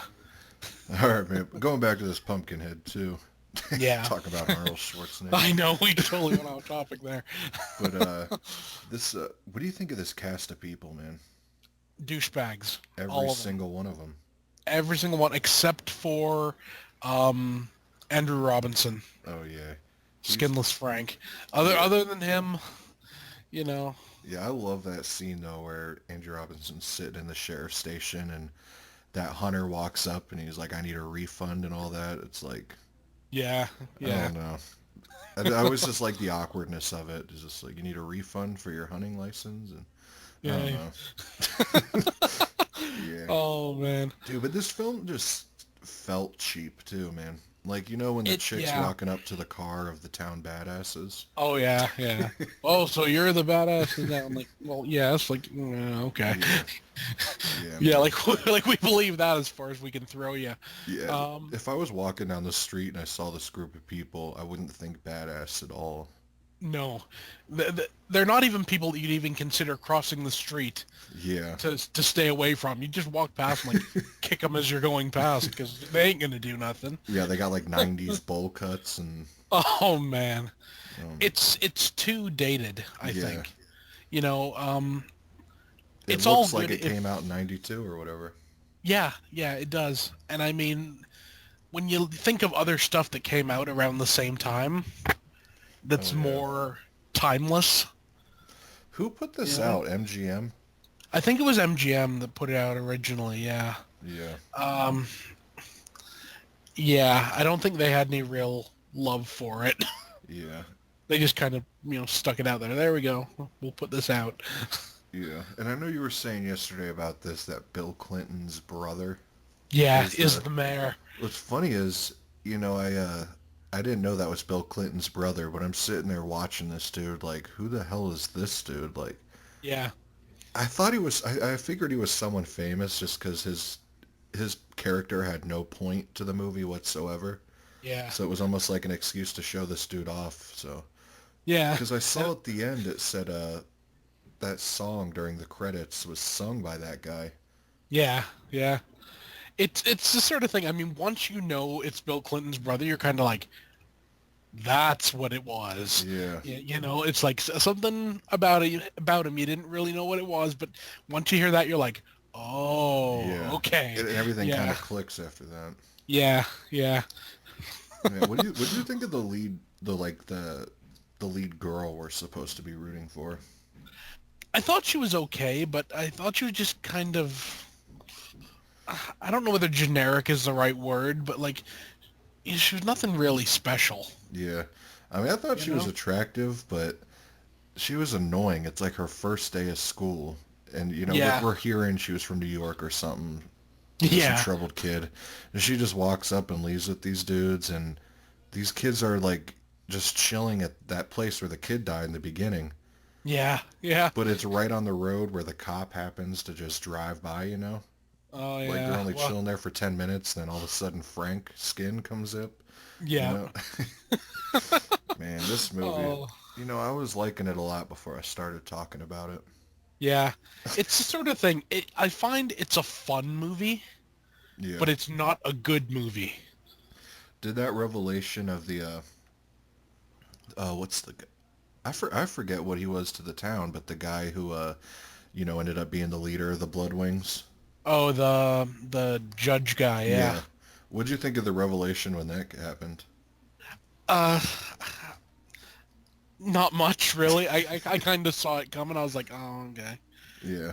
It was another thing of you figure it out and then you're just kind of like, oh, okay, that makes sense now. Yeah. And then the You title know? Bloodwings and everything makes sense. Yeah, yeah. Yeah, man. Yeah, unfortunately I found it just went too far off from the original story, I think. Yeah. You Well, know? one thing that I really don't like about this movie either is how limited. I mean, it's obviously because of the budget, but your only like state scenes are, the car outside of that school, the sheriff's station, their Yeah. house, and that place where the kid died. There's really no other set pieces. No. I think probably they made a deal with the town. Hey, can we use these like five places? Yeah, I Like, know. yeah, sure. We'll give you like $10,000 if you let us use these locations. Okay, sure. Yeah, it looks like everything could have been filmed on like 1 yard. Yeah, yeah. Wouldn't surprise me one bit. No. Really wouldn't. And But I think also what it kind of lacks is, you know, in the original you had a genuine like need for vengeance, if you will. yeah. You know, and in part two, it just seems more along the lines of like, well, uh, we'll do this little ritual thing. I still don't know why the hell they did that. Are Why you talking about where why they go to that big where they go? sign in the No, yard? where they go to like the thing and like dig up Pumpkinhead and put the blood on him and stuff. You know? Yeah, that's what I'm talking about. That it would look Yeah, like a big like satanic symbol or something painted yeah. on the. You would have thought. Well, for one, you would have thought like, big satanic symbol thing in the woods. Let's not pour blood on the corpse in the middle of it. Yeah, I know. You would have thought, a little bit of logic would have worked there. But then also, when you look back at the first movie and you see how the vengeance worked and everything, you look at it in part two and you're like, okay, well, it's going after people and killing them, but really why? Yeah, there's no emotional depth or No, anything. no, I mean, you get it, like you get the whole idea of it, but it just seemed kind of, I don't know, thrown together or something. Yeah. Yeah. What did you think of that ending though? Kind of how it was defeated, where Andrew Robinson comes in and he's like, "Oh, I'm the one that saved you. Spare my daughter." Oh man, honestly, And you actually see Pumpkinhead show remorse or whatever. I thought it was an interesting idea Yeah. that could have been fleshed out more and should have been, Yeah. but wasn't. Yeah, man. It's just like you would have thought if it could understand like human speech and everything, at some point beforehand, it would have reacted to something someone had said. Even if it would just be like if someone shouted and like it turned and looked at them and like as if to say like, yeah, don't even think about it type thing. Yeah. But it's like it's like a mindless killing machine until the end when this guy says, "Hey, don't kill my daughter." And he's like, "Okay."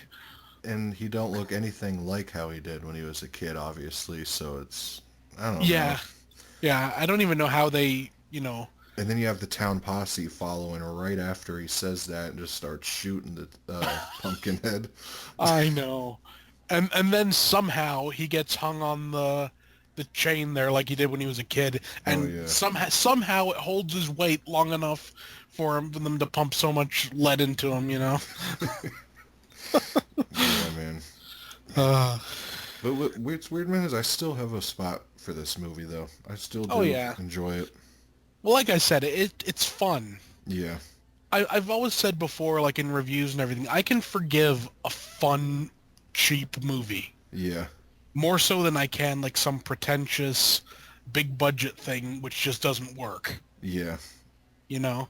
So it's got its charm that way. yeah. No, it definitely, it knew it was cheap. And Yeah, yeah, all right, man. Moving on to Pumpkinhead 3.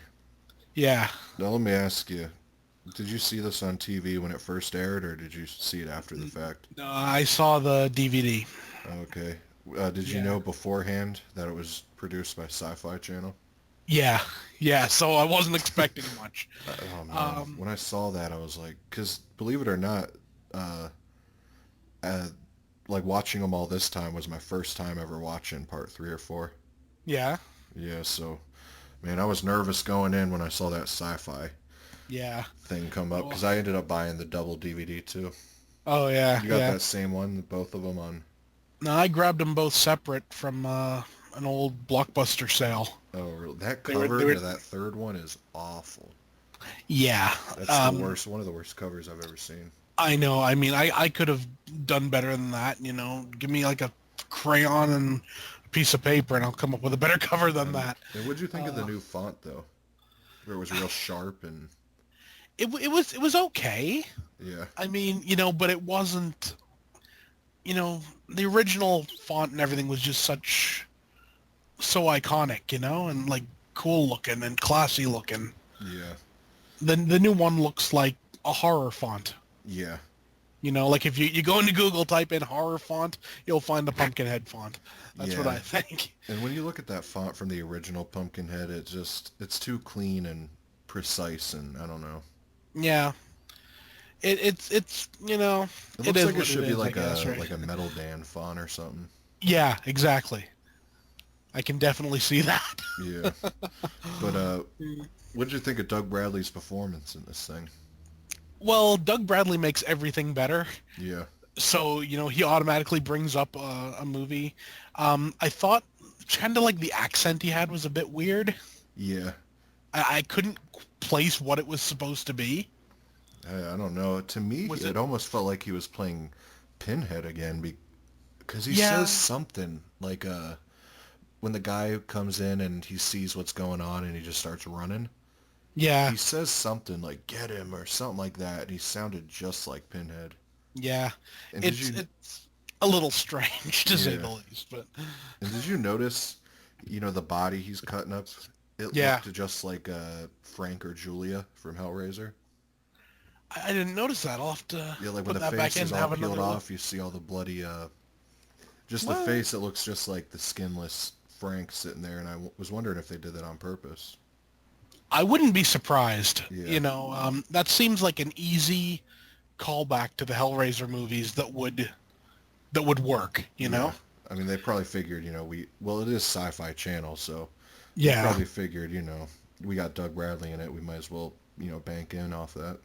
yeah. Remind people he was in Hellraiser.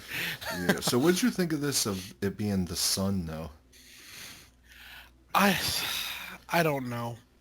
I just it, I just found the whole movie itself to be kind of disjointed. Yeah, I found there were some moments in there that really I think worked. Like the whole idea, with like the what's it called? Like the them not burying the bodies or cremating them and everything. oh yeah, You could see how that could, like that deserves some vengeance. yeah, You know? definitely. You Especially when know, they go back and they see them all just rotting, and I once the know, and water they're is just gone. kind of, yeah, and like they get what they deserve. Let's be honest. Yeah, But and I thought also with part three there was a lot of stuff in there that they should have gone more with. They should have worked more with, like kind of the idea, like at the end where they're gonna burn the bodies. yeah, Almost as if like if you erase the crime, yeah, does it erase the vengeance? That would have been a really interesting plot point. yeah, But they didn't pay it off. yeah. I Not mean, properly. yeah, I know exactly what you mean. I thought this movie was really forgettable. I mean, Yeah, yeah. what takes me out of this thing is the CGI Pumpkinhead. And when you Oh, look at it, just the way they have the body proportion in CGI, it looks like I don't know. It like stands like a Lego man. Like, I know what you mean. and then when it Yeah, comes bursting through the church window, it just kind of hops down and yeah, and you're just kind of like, oh, yeah, man, like, it's like brutally bad. really? I mean, honestly, you could have just thrown like a dummy through a window. They You probably know, spent more money on that CGI Pumpkinhead than the whole probably. budget of everything. Yeah, yeah, yeah. And then when you look at that cover, you're sitting there thinking, "Wow, that looks real bad," but it's pretty Yeah, accurate to what he looks like in yeah. the movie. It is. It is. And it's a shame because I think there could have been a lot of potential Yeah, in part three, that unfortunately was wasted, yeah. Now, did you you know. watch a lot of Sci-Fi Channel back when this would have aired? Not really. I saw like a few things, like a few of their made-for-TV movies and everything, but that was it, really. Yeah, back in the day, they used to put a lot of good uh, movies. Yeah. Like, I know you've heard of Cube, but they put out Cube 2 and Yeah. a Cube 3 straight to Sci-Fi Channel. Yeah. I liked Cube too. I never did see part three, I don't think. Yeah, it's better than part 2. Oh, then it's probably Yeah. worth seeing then. I was gonna say, if you pick those up, we gotta do a franchise show on them. Yeah, that'd definitely be worth it. Yeah, I'm thinking maybe when Saw comes out, because Oh, it Cube fits is kind of like perfectly, yeah. kind of like Saw. Yeah, like Proto Saw. Yeah, Yeah, that was those were good flicks. yeah, yeah. Man, Pumpkinhead 3, man, this thing, to me, it's the worst one in the whole series. Yeah, I got to agree. It's the sort of thing I wish it had been better Yeah, because there was a lot in there that could have been awesome, yeah. but Like, wasn't. yeah, man, what scene always made me laugh is when Doug Bradley and the other guy, they pull up to the morgue. Yeah, Uh, and why the morgue is in the middle of the woods, I don't know, but I don't know. Yeah, it's so you like gotta like carry the body to the morgue through the yeah, woods. Anyways, but they pull up and the police are there hauling the other two out. yeah. It's like the police don't see this big SUV, you know. I know, I know. It's like, well, we better go somewhere else. I know, and it's like this place can't have enough foot traffic, for cops to not pay any Yeah. attention. What I want to know still though is like how no one realized they weren't burning the bodies.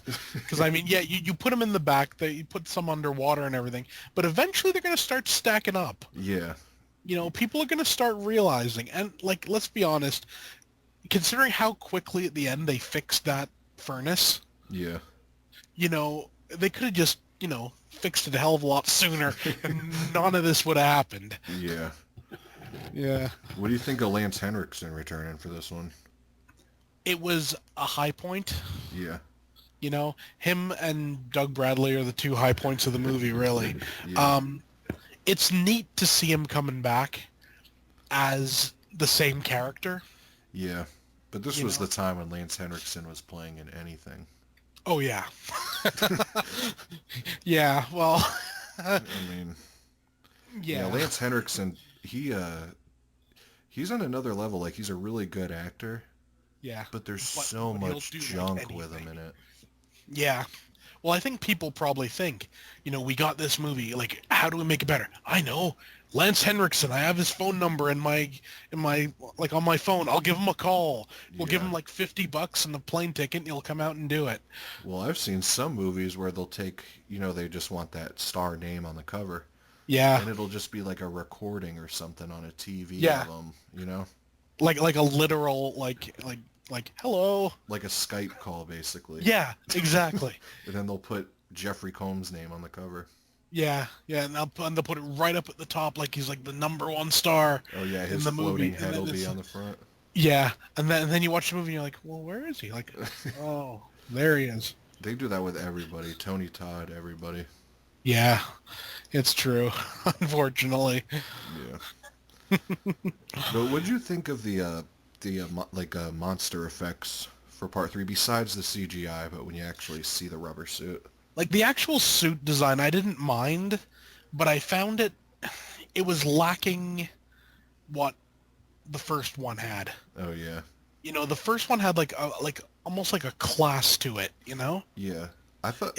It looked like an old school, like almost if you were to like take all the color out of the movie and play it in black and white, Yeah. you could have almost imagined it from back in like the old Universal days. Oh yeah. Like something along like with like the creature from the Black Lagoon and everything. It would have fit in. It felt, like I don't know what word I'm looking for. It felt classic. Yeah. Timeless, Where man. Yeah, where the new one, kind of like when you see like the newer Predator movies. Yeah. Now they have like the big bulky heads and these, Well, they're trying to introduce all the different predators. yeah, it's the same. It's the same sort of thing. It's like They where don't look as good as that first one. no, and people will say, of course, like, well, technology's improved, so it's different technology now to do the effects. Like, well, maybe, but it seemed to work better back then. Yeah, it's crazy to me, man. Like, technology is getting better, but everything's looking worse and worse with I know. CGI, man. I've always thought there's a way to use CGI, and I'm just a movie fan. I'm not like a filmmaker, but I know how to use that CGI. Use it like to cover up stuff. Yeah, Like if there's like a tear in the costume, use it to cover that up. yeah, If there's like a squib goes off at the wrong time, use it to cover that up and stuff. Use it to erase things.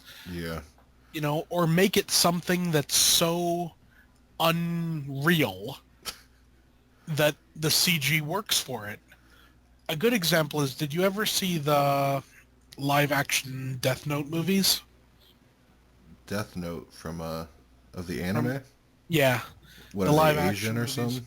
Yeah, from Japan. No, I never saw them.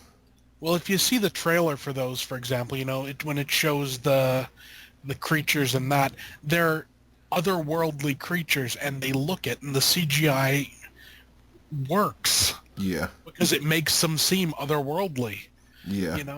No, CGI can be done really well. Yeah. Like a lot of Guillermo del Toro's stuff. Oh yeah. His CGI looks amazing. A lot of his CGIs, honestly, you look at it and you're like, oh, that's CGI, and then you're like, no, wait a minute, is that practical? Yeah. No, it's CGI. I don't know, and you're Like back and Pan's forth sometimes. Labyrinth. They have. That's a beautiful movie. I know, man.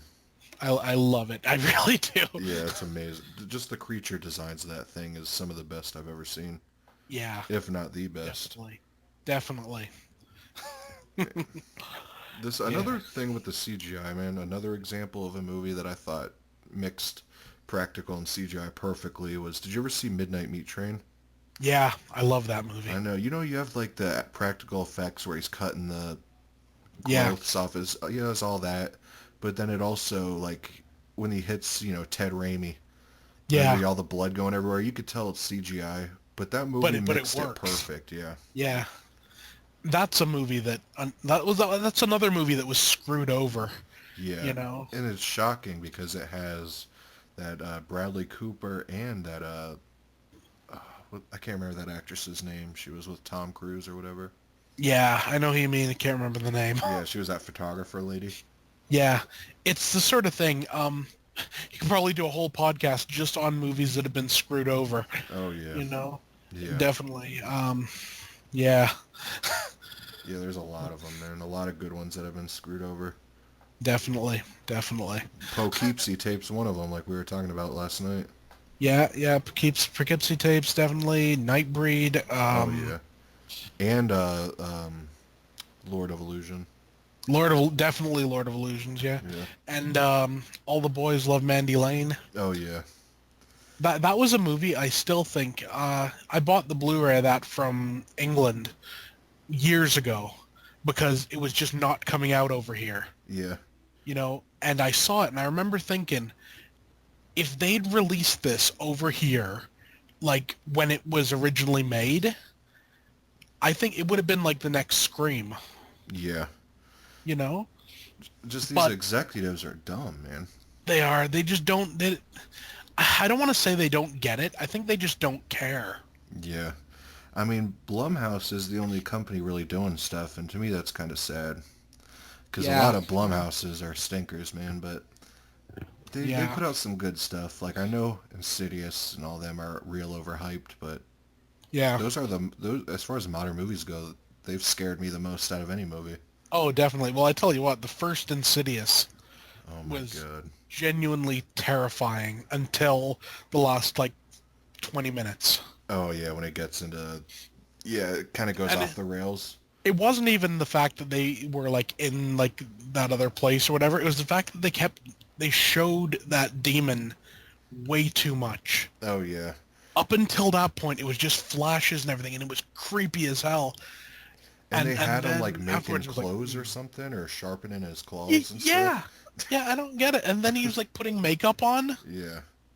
If It's they like, would have just had him appeared behind the one dude and like yeah, had him, like maybe looking, that's it. yeah. But yeah, I didn't like him crawling up the walls and everything. And No, me neither. Well, it lost all its, uh, I guess it's like fear factor when it lost all its primal fear, let's say that, yeah, when you started seeing it. Up until that point, it was always something just out of sight, just like in the corner and everything, yeah, and it worked. And then they kind of screwed up. yeah. Would you venture to say James Wan is like this generation's best horror director? I would say so. Yeah, man, he I mean, knows, dude. He hasn't made a movie that hasn't freaked me out. Even Dead Silence kind of freaked me out. yeah, I hear you. What I always think is, you know, I wish with Dead Silence that he'd been the given free reign Yeah.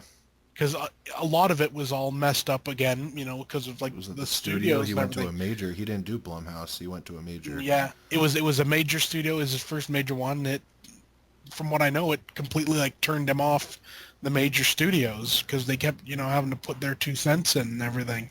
Well, remember for a Which while after that, he was saying he was done with horror. oh yeah, He didn't yeah, even want to do it anymore. no, and then he hit stuff like The Conjuring and everything, and Oh, amazing! That's another perfect movie. And the it is. sequel. Yeah, I really like this. I actually like the sequel better. Oh, Conjuring 2? Yeah, Yeah, me and too. maybe it's just because I know that story better. Yeah. Because like there was a UK movie called When the Lights Go Out, Oh, okay. covering the same like haunting type thing, and Yeah. it's just it's an interesting haunting. You believe You it or know, no? I I don't know. I mean, Because that it's picture they got ain't convincing. yeah. I it's kind of yeah, Not but about believing that stuff, man. I mean, I don't know. I always find with like haunting stuff, I don't usually believe like like when they talk about like the Amityville haunting, like blood running down the walls and all that stuff. nah, I don't. I don't buy that, but I do believe in hauntings Yeah, because I've seen some shit. yeah, In my life I've seen some shit, that I can't explain. So I'm not gonna, say that it's not happening yeah. when it could be. I want to see something, man, but I feel like if I really did see something, I don't know. It would probably mess with you. Oh yeah, I don't. It'd probably be like, Yeah, yeah, like I'd probably just this. freeze, man, because I Oh don't yeah, know. definitely. Yeah. And for some reason, women ghosts have always like. I'd rather see a dude ghost than a woman ghost. I don't know. Oh yeah. I mean, well, I guess probably it's like in your mind and everything. Also, you see a man ghost. You know, it's a guy. You know, it's driven into your head since you're like a little kid. You know, like you can't like hit women or anything, but you can hit guys. Yeah, So in theory, if like this man ghost is going to attack you, you can fight back yeah, some way. You know, as to whether it would work or not is a whole other question altogether. yeah. But And I think you another know, thing that makes it is because like I feel like because you know they say if there's a ghost or whatever, you had to have done something bad or something for you to be living your life for eternity, and you know what I'm saying? yeah, So I yeah, like the woman would have to be real evil, man, to be. yeah, yeah. I don't know. Like that scene in Insidious 2. Remember where the woman in the Oh white yeah, dress just stands up and starts walking? yeah, Like, man, I'd shit yeah. my pants if I saw that, dude. Oh, definitely, definitely. I'd be that guy that's like, just start kicking your leg forward, close your eyes, and walk forward until you're out of the house, Oh yeah. and then just keep going. Yeah, I'd go outside until someone got home, and then I'd go in during the day. Yeah, Yeah, yeah, man. All right, so let's get on to Pumpkinhead 4. yeah. What what's your opinion on this one? I Another really liked Sci-Fi Channel one. I really liked part four, Yeah, so did I, but man. I found there was one problem with it, and that was the time setting. I think it would have been much more effective if they'd set it back during The the actual actual, Hatfield yeah, McCoy. yeah. Because So from they're what I not know, fighting over a car. that was kind of, I don't know. You know, it's like he run over Uncle Jim's legs and now he can't walk and he didn't give us a car, so we're pissed off at him. Yeah, I don't know. yeah, I mean, it from what I know, the Hatfield McCoy feud ended, you know, like hundreds of years ago. yeah, You know, I mean, from what I know, it's not going on anymore. So it was kind of, you know, time wise, I think it would have been better set back then. yeah. Yeah, I agree, man. Have you noticed too? The town in this franchise changes every single sequel. Oh yeah. Like it looks Well, completely different. well, what always makes me laugh is the in part four, it was Romania. Oh yeah. Well, I know. yeah, that's where it's all filmed and everything. Yeah, all Oh the yeah. Romanian actors. Yeah. You know what else? Well, I mean, Romania's got some good locations, but I mean, use them. I think, you know. Yeah, I know. But one thing too, did you notice how cheap these pumpkins look though? Oh yeah. They look like I, plaster. yeah. I'm quite sure they probably were plaster. Man, Probably you go over to Romania and say, "Yeah, we'd like some pumpkins." What are these pumpkins you speak of? yeah. We don't have anything like that here. I mean, you could see the paint streaks. It just looked cheap, Oh, man. they did. They Like did. something you'd buy at Michael's or something. Yeah. Yeah, indeed. Um, all in all, though, I thought it was a pretty good movie, and I like, you know, how again they kind of brought back sort of the like deserved vengeance. Yeah. You know, Yep. like Exactly. that. Like that's something I always thought, you know, like in part two was missing. Um, you know, just something that like, yeah, you can understand why someone would go to that lengths to get vengeance. Yeah. And You it's know? cool they added that whole love thing with the two Oh families and yeah. all that. I thought that was really neat. Just the fact that you know, like she was the one of them that the creature wouldn't kill Yeah. in theory. Yeah. This Because by the end, it was like, yeah, I'm gonna take you out as well. Oh yeah, then the only way she could help everybody is by shooting the dude, and it's like I can't do it, you know, and it's Yeah. I uh, mean, it works. Yeah, I wasn't a You big know? fan of the ending of this one though, but I No, like the no. vibe of the town though in it. Yeah.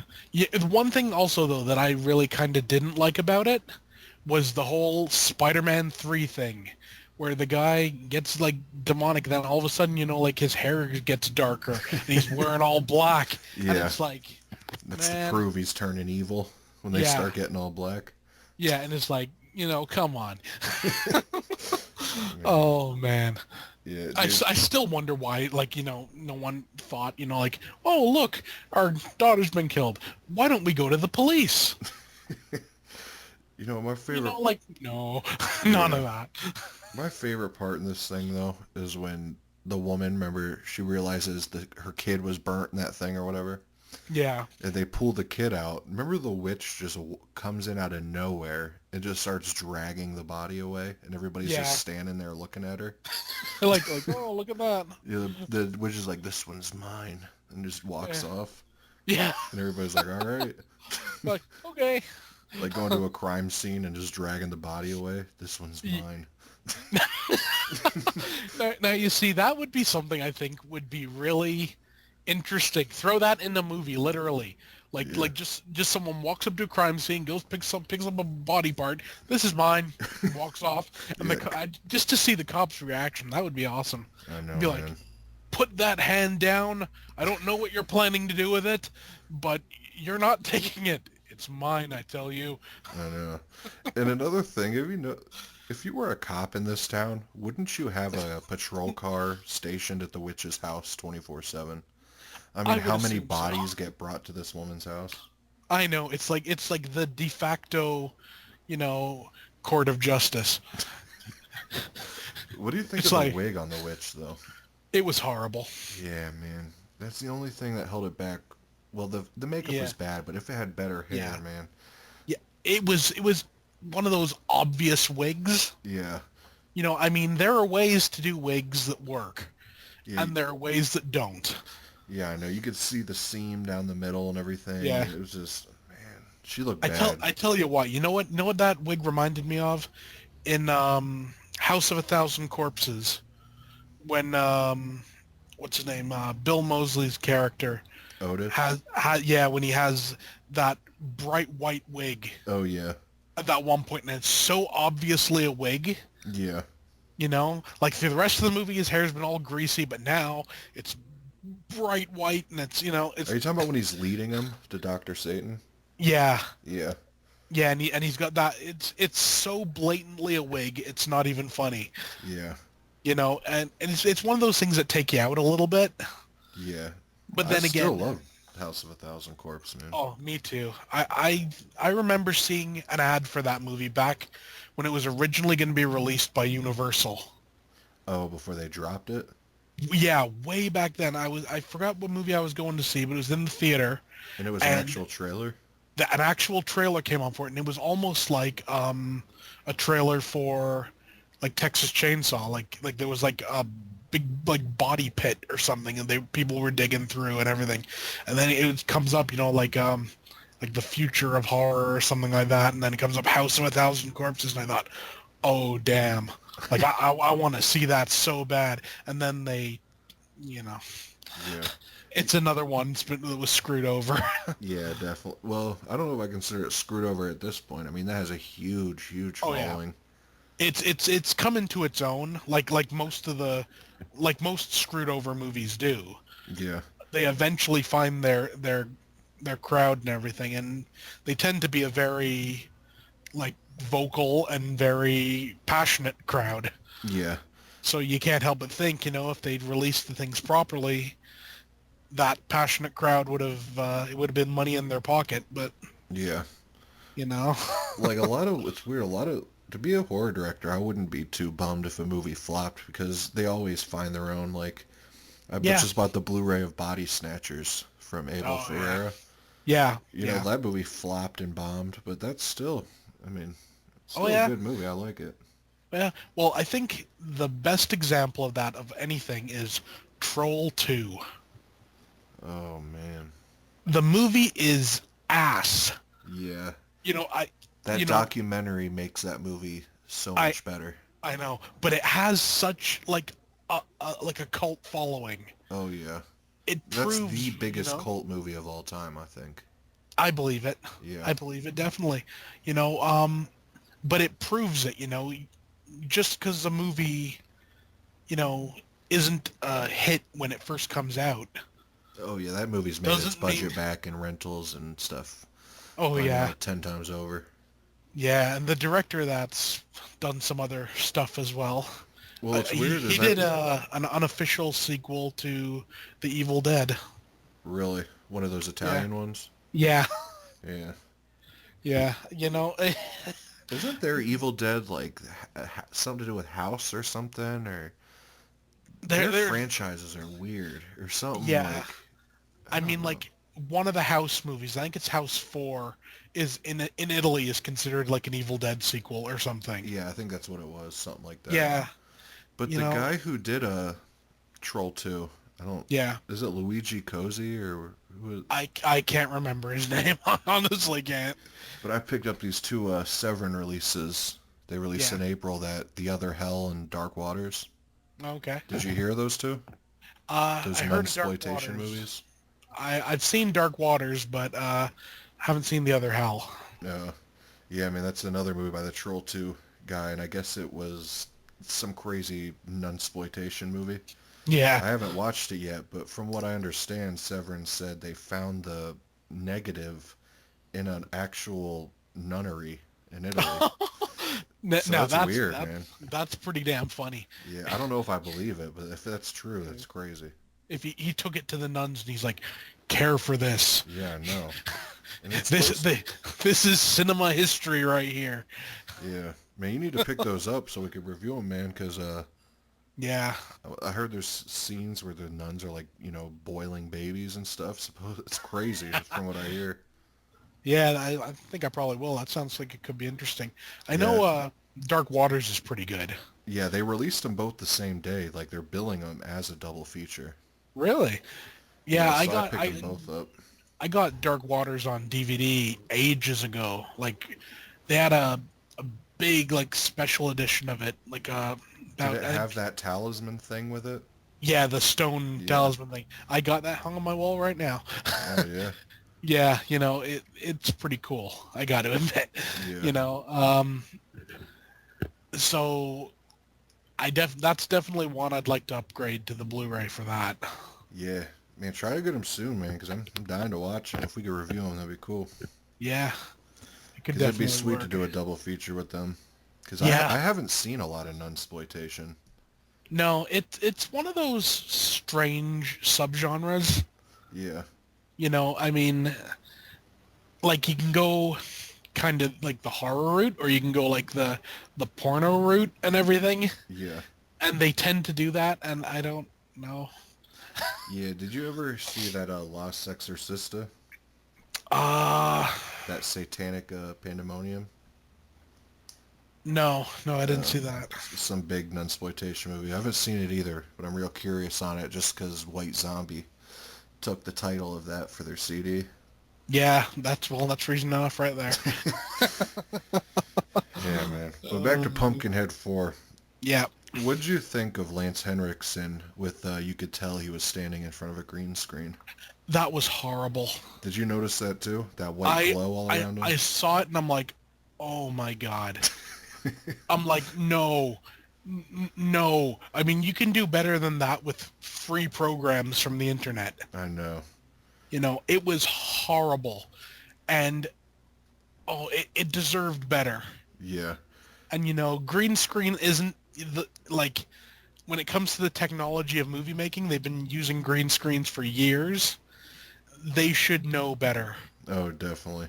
But it's one of those things that was made for sci-fi, so I'm not, yeah. too picky with it. But another thing, did you notice that to me, it was just unacceptable, was the witch pouring the blood just on the ground. You don't even have to dig up the pumpkin head anymore. I know, it's just kind of, here you go. Man, and then she goes and like hides in a corner. Yeah. It's like, oh, okay, like, do you control this thing or not? I know. In the first one, they made the witch actually freaky. By this point, you just feel bad for the witch because she's so pathetic, Damn. Yeah. Oh man, seriously, like the witch makeup has gone downhill over the years, Yeah. and I don't know. Would you? It's a shame because she's one of the more interesting characters in the series. I know. Would you think though of when that cop's trying to stop them all from going over to that house, and all the one dude does is Yeah, lightly hit him in the face with the gun, and all of a sudden I he's out. know. Like, how did you become a cop? That's what I want to. And apparently, in this town, you become a cop if your father was a cop. Yeah. That it's apparently now like a handed down job. Yeah. It's almost yeah. Oh man. It's You know. You know what else I thought didn't make sense to me too? Remember Mhm. they're throwing Molotov cocktails at this house, Oh and then yeah. the woman starts screaming in the house, and they all start panicking. It's like, didn't Yeah. you go there to kill some people? Like what? Yeah. It's like, and it's this big giant wood house. It's like, what do you think is going to happen I know. when you throw a Molotov cocktail at a giant wood house? Yeah. I am Oh surprised man. though they didn't do CGI with that. Yeah. I thought for Well, sure they would have. yeah. Well, probably maybe over in Romania, maybe there's some law that if you use fire, you're allowed to or something. I don't know. Yeah. Man, this and at the end you've actually they get the car. The car thing was so dumb to me. Oh yeah. Well, I mean, it's What's weird though is if they wouldn't have said anything about the car, I would have yeah. believed this took place during the Hatfield McCoy Yeah. time. There's nothing that really makes it seem like it's not. No, other than the cop in his Oh yeah, his car. That 1970s car or whatever. yeah. Yeah. I tell you what though, I really did though enjoy the beginning of part 4 Oh yeah. with, essentially don't tell you anything about what happened, just show like the essentially the end of another Pumpkinhead movie. Oh yeah, where they give you the black and white clips of the first one. No, the part where like there are the guys like on the motorcycles Oh yeah. and they're running. It's like this is the last of what happened, like in another movie almost, Oh yeah, like a recap. and yeah, and honestly, that could have been an interesting story, Yeah. you know. Who knows? Yeah, If ever they come out with another one, maybe they'll sort it out. Who knows? well, the next thing I was going to say is after watching this one, you could see why they never made another one. Yeah, that's true. I mean, I'm shocked they made a fourth one. Yeah. Because after that third one, there really shouldn't have been another one made. No, what I think it probably was, I think they probably had a bunch of, like, the costumes and everything left over, Yeah. and they thought, well, we can throw this stuff out, or, like, we got another couple of weeks here in Romania. Yeah. Call up such a body or whatever. He wanted to make a movie. One more thing about Come on, this we'll costume. put a show together. I know. One thing about this costume, too, did you notice when there's a shot panning down the legs? And Yeah, it goes down, you can see where the actual person inside the suit's foot is. yeah, And it keeps panning down, and then there's the foot. yeah. Man, that took me out of it, too. Oh, definitely. But one thing, too, I love about this, man, I actually do enjoy the gore in this for Oh, being a yeah. made-for-TV movie. Like Yeah. when that dude's head goes into that bear trap. Oh, that was great. That was one of the best like exploding head things I've seen in a long time. Oh, yeah. No, You know. I love that. Remember, that's during the climax, like the last 10 minutes, Pumpkinhead just stomps on that dude's head with his hoof or Oh, whatever. yeah, and it's just kind of like crunch, and you're like, damn, Yeah, that was badass. that was. You see that, and you're like, you can buy like the weight and the strength of the creature. Yeah, that's what I like, dude. When he stomped on that head, it actually seemed like a heavy foot. Yeah, and it's the sort of thing. It's easy things to do movie making wise, but a lot of people just don't do it. Yeah. A good example also is when you look back at like I think it's Friday the 13th Part 1, where they like swing an axe and it hits a light.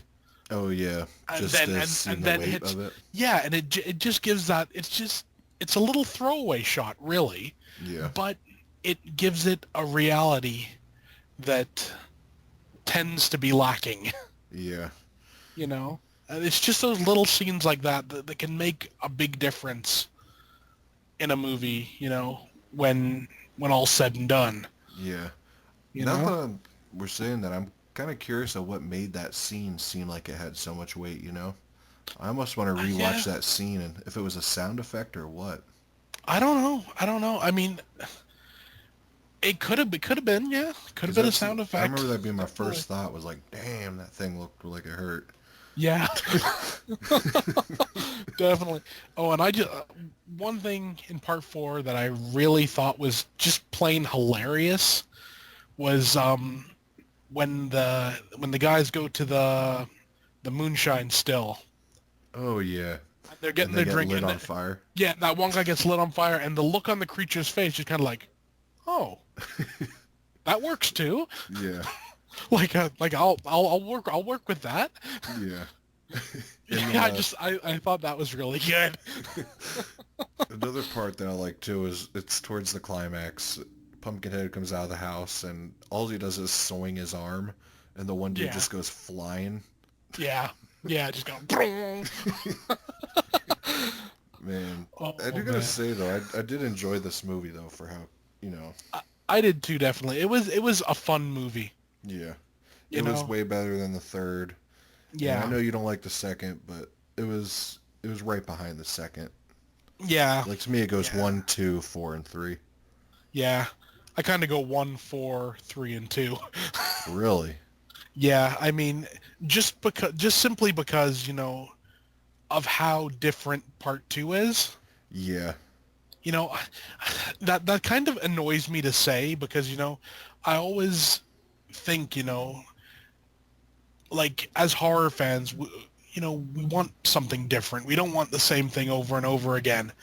But then, if someone tries something different, sometimes we don't exactly It's like, yeah, we don't want that though. applaud it. Yeah, I don't know. Like It's Nightmare like, on Elm Street too. yeah, and Halloween 3. Yeah, I can understand the Halloween 3 though. I Just can because too. it's a good movie, but I mean, it's Halloween, you know. Yeah. That's another movie that you should just called it Season of the Witch, Yeah. and it would have been fine. Yeah, and John You know? Carpenter, I really liked his idea of every Halloween coming out with a new horror story.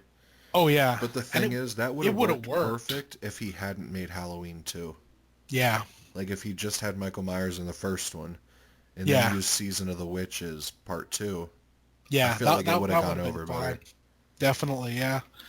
There's like quite a few like that. Like movies that go in a different direction, and I find sometimes they find the love later on. Sometimes they don't. Yeah. Um, like for example, one of my favorite movies is actually Friday the 13th Part 5. Where the killer at the end's not even Jason. Yeah. Yeah. I mean, because the body count in that thing and the gore and everything, it's great. That's the But one that takes place at like it's like a shelter almost for troubled yeah, kids. yeah. And I, Yeah. and I mean that guy at the beginning that gets hacked up by the axe, the guy with the axe, That was that awesome. I know. I saw that scene originally. I'm just thought, okay, well he's been hacked with an axe. Then they come and they pull back the cover and like his arm's off, Yeah. and there's like a leg over somewhere else, and it's like, whoa, this guy really went to town on him. Yeah, you got you to know? admit when you first saw that, you had to be shocked. Oh yeah, like I think my jaw dropped open at that point. I was like, oh, like they're not playing around here. Yeah. But again, the problem with it was, they were putting it in the Friday the 13th series, Yeah. so people have a certain expectation. Yeah. One more thing Yeah, about that movie too yeah. is that it's so cringeworthy. I almost can't even look at it when that one chick is dancing, like doing the robot dances in her room or Oh, whatever, with all the posters in her room. yeah, Man, that yeah, dance she's doing is real cringy. yeah. And what always makes me laugh about that though is of all the characters in the movie, she was probably the one who didn't deserve it. Yeah. I mean, You she was know? just like a background character, kind of. Yeah, you know, at that point when I first saw that movie and I'm watching it and she got killed, I was thinking to myself, at that point, is this really Jason?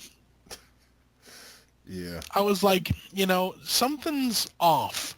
There was stuff off beforehand, obviously, Yeah. but that was sort of the one. It was like, well, she didn't do nothing. Jason always seems to kill people that have done stuff, and this one's just kind of is just a very bad dancer. Yeah. And last time I checked, that wasn't on Jason's list of criteria for offing people. One more thing too about that movie, man, is we'll have to do this franchise too one day, but it's such a long one. Definitely. We'll need like Yeah, 2 weeks to prepare for that. easily, yeah.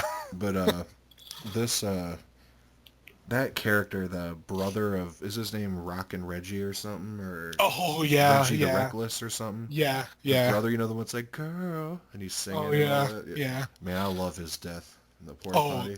I know. It's just so, it's like, oh, man. Yeah. I just love the damn enchilada. Yeah, I I felt love for that. it too, man, because I've been in that same moment. So, Oh, yeah, and you have to rush the, oh, man. And to think, man, he died on the shitter. I know. Like of all the ways to go. I mean, he went out like Elvis, Yeah, but I don't know, man. That guy, and that scene in particular where the blade comes through and it gets his knee. yeah, I remember seeing that and just cringing yeah. because there are certain things like getting knees cut, getting the backs of ankles cut Oh yeah, that are just like, ugh. oh yeah. Like that scene in Hostel. Yeah, and it's just like, oh, you can feel it, and you're like, no, no. Yeah, man. Oh man, I always thought though with that scene, what he should have done when he got the thing through his knee, he should have been like, oh, and then stop making noise. Yeah, play He'd have dead. pulled it out. There'd have been blood on it. You'd been like, okay, got him. Yeah. But no, Well, you ever seen The Raid or no? I have it, but I haven't actually watched it yet. I picked up the Blu-ray, but I've been meaning to watch it, but I just keep putting it off for some reason. Dude, it's one of the best action movies I've ever seen. I've heard a lot of people say a lot of good stuff about it, so And then The Raid 2, do you have that? I got that as well. Yeah, Dude, I got it in it's so two-pack. much better. Like, Really? the first one is amazing, Mhm. but the second one is awesome. Like it feels there's so much more set pieces and characters. It feels like a Yakuza movie, but dude, I don't think you understand. These fight sequences are brutal, man. That's gonna be. You feel I'm every gonna have to single watch those. punch. It's the best action movie I've ever seen. Yeah, I always heard that the original The Raid was actually they essentially remade it when they did Dread. Yeah. I don't know what was made first. I've heard that I know. Dread was made first. Really? That's what I did hear. Yeah, I know The Raid came out first. Really. Yeah. I mean, The I know. Raid is a better movie. I love Dread, but Yeah. I dug Dread as well. I thought that was pretty sweet. well, yeah, Judge Dredd's one of my favorite comic characters. Yeah, definitely. You heard they're thinking of making a series of that, right? I know. I hope they do. I Yeah. felt like Dread needed a sequel real bad. Oh, it definitely needed one. Like I actually mean, exploring the city, you know? oh, that would have been awesome. Yeah, It Carl definitely Urban would. played it perfect. He did. I just love the fact he never took off the helmet, Yeah. even once. And I'm like, that is Judge Dredd. Yeah, I know. Sylvester Stallone is not Kept it on Judge for Dredd. 10 minutes and then Yeah, and then take it carried off, the and there helmet you go. around the whole time. Yeah. Yeah, and you just got the idea with Carl Urban, like if this guy was to walk into where you are, you're probably going to come out dead. Oh, yeah. He had that, like, I am the badass of this town. Well, the Unlike, vibe- yeah. unlike the guys in part 2 of Pumpkinhead. Yeah. And like You the one go guy in is there, like, you wouldn't even have to ask. You're like, that's the badass. yeah. And then like the scene where they're like, well, there's 10 of us and only 2 of you. And he's like, double whammy. And he just Yeah. goes in and kills them all in one shot. Yeah. Oh man, I love that movie. I really do. Yeah. That was one I wish I'd seen that in the theater. Oh, I did see it in theater. Oh, It was lucky. awesome, and 3D too. Oh, that would have been awesome. Yeah, man. I've just seen it on Blu-ray, Oh yeah, and it's a I beautiful I looking love it. Blu-ray. It is definitely. Like those slow-mo shots. Oh yeah, yeah. And I just thought it was I just love any movie that has a reason to have skinned people in it. Oh yeah. You know, any movie that has a reason to have skinned people in it I is haven't seen good. it in a while. Were they the ones where they throw them over? Or Yeah, yeah. yeah, They give them the drug. They rip off their skin. They chuck them off the things. yeah, It's like how do you make it worse? You give them a drug that makes time go slower, yeah. and it's like oh shit, son. Did you see that big machine cleaning up all the bodies too? It was just like a body Yeah, sweeper. yeah. I love that they have a machine Yeah, specifically for that. You know, I just love that that's the world that they live in. Like, hey, go get the machine. We got some more bodies down here. yeah, no, Yeah, some good stuff, definitely. yeah. Ah, man. But this Pumpkinhead 4, I mean, there's not really much more I gotta say about it, but No, it's one of the better sequels. yeah. Would you You venture know, to say though that the Pumpkinhead franchise, besides the first one, is just pretty forgettable though? It's what uh, makes it on the same level as like Leprechaun. yeah, it is really. I mean, there's nothing special about the sequels, Yeah, but there's potential that wasn't fulfilled. You I know. know. Just the name alone. I know Pumpkinhead. You hear that and you're just like, damn. Well, you ever heard what's his name? Boondocks, the rapper, did a Pumpkinhead EP, and Really. he's got like what's it called? He's got like sound clips from the movie in it and everything. Pumpkinhead. It's really good. Yeah. I love that. I really do. How all the Um, kids say Pumpkinhead over and over again. oh yeah, yeah. Pumpkinhead. And Yeah, I I find like. it funny though that like all these kids like know the legend. They all seem to know where the witch is, but you know. Yeah, But then Ed Harley doesn't know where it is. You would yeah, have thought he would have known more so than little whatever his name was. I can't remember his name. yeah. The The, kid from the the first one. yeah. Yeah, his What dad I tells him to go do something, and he's in the back of a truck, yeah. and it's nighttime basically when the kid jumps out of the truck. I was sitting there thinking, like, man, his dad's gonna be pissed. Yeah. Oh man, definitely. Some, you know, it really they're their own stories, aren't they? Yeah, You know, like you couldn't really like you take something like Friday the 13th or Halloween or whatever, you can put those into like if you know, if you would into the real world, yeah, but Pumpkinhead is just something completely fantasy. yeah. You Yeah, know, and if anything, you could put it more into fantasy than horror yeah, yeah. in a That's why I put way. this in the same category as Leprechaun. Yeah. You know, it works. Yeah, You know, this I'd like to see a remake, honestly. of Pumpkinhead. Yeah, I'd like to see I'm it. sure it'll happen. Yeah, I'd like to see it done, but I'd like to see a period piece. What, you don't want WWE doing it? Hell no. Yeah, like You don't want here's the Hornswoggle as Pumpkinhead? we've got Pumpkinhead. Let's cast Triple H as Pumpkinhead. And you know they'd do it. You know they Oh would. yeah. Well, I, you saw I tell you Leprechaun what though. Origins, right? I tell you what though. I actually enjoyed Leprechaun Origins. No.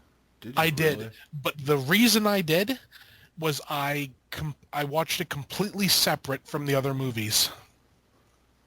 Oh, okay. I watched it like, you know, 2 or 3 months after I'd watched the rest of the movies, and I just watched it on its own as its own thing, and it worked Yeah. on its own.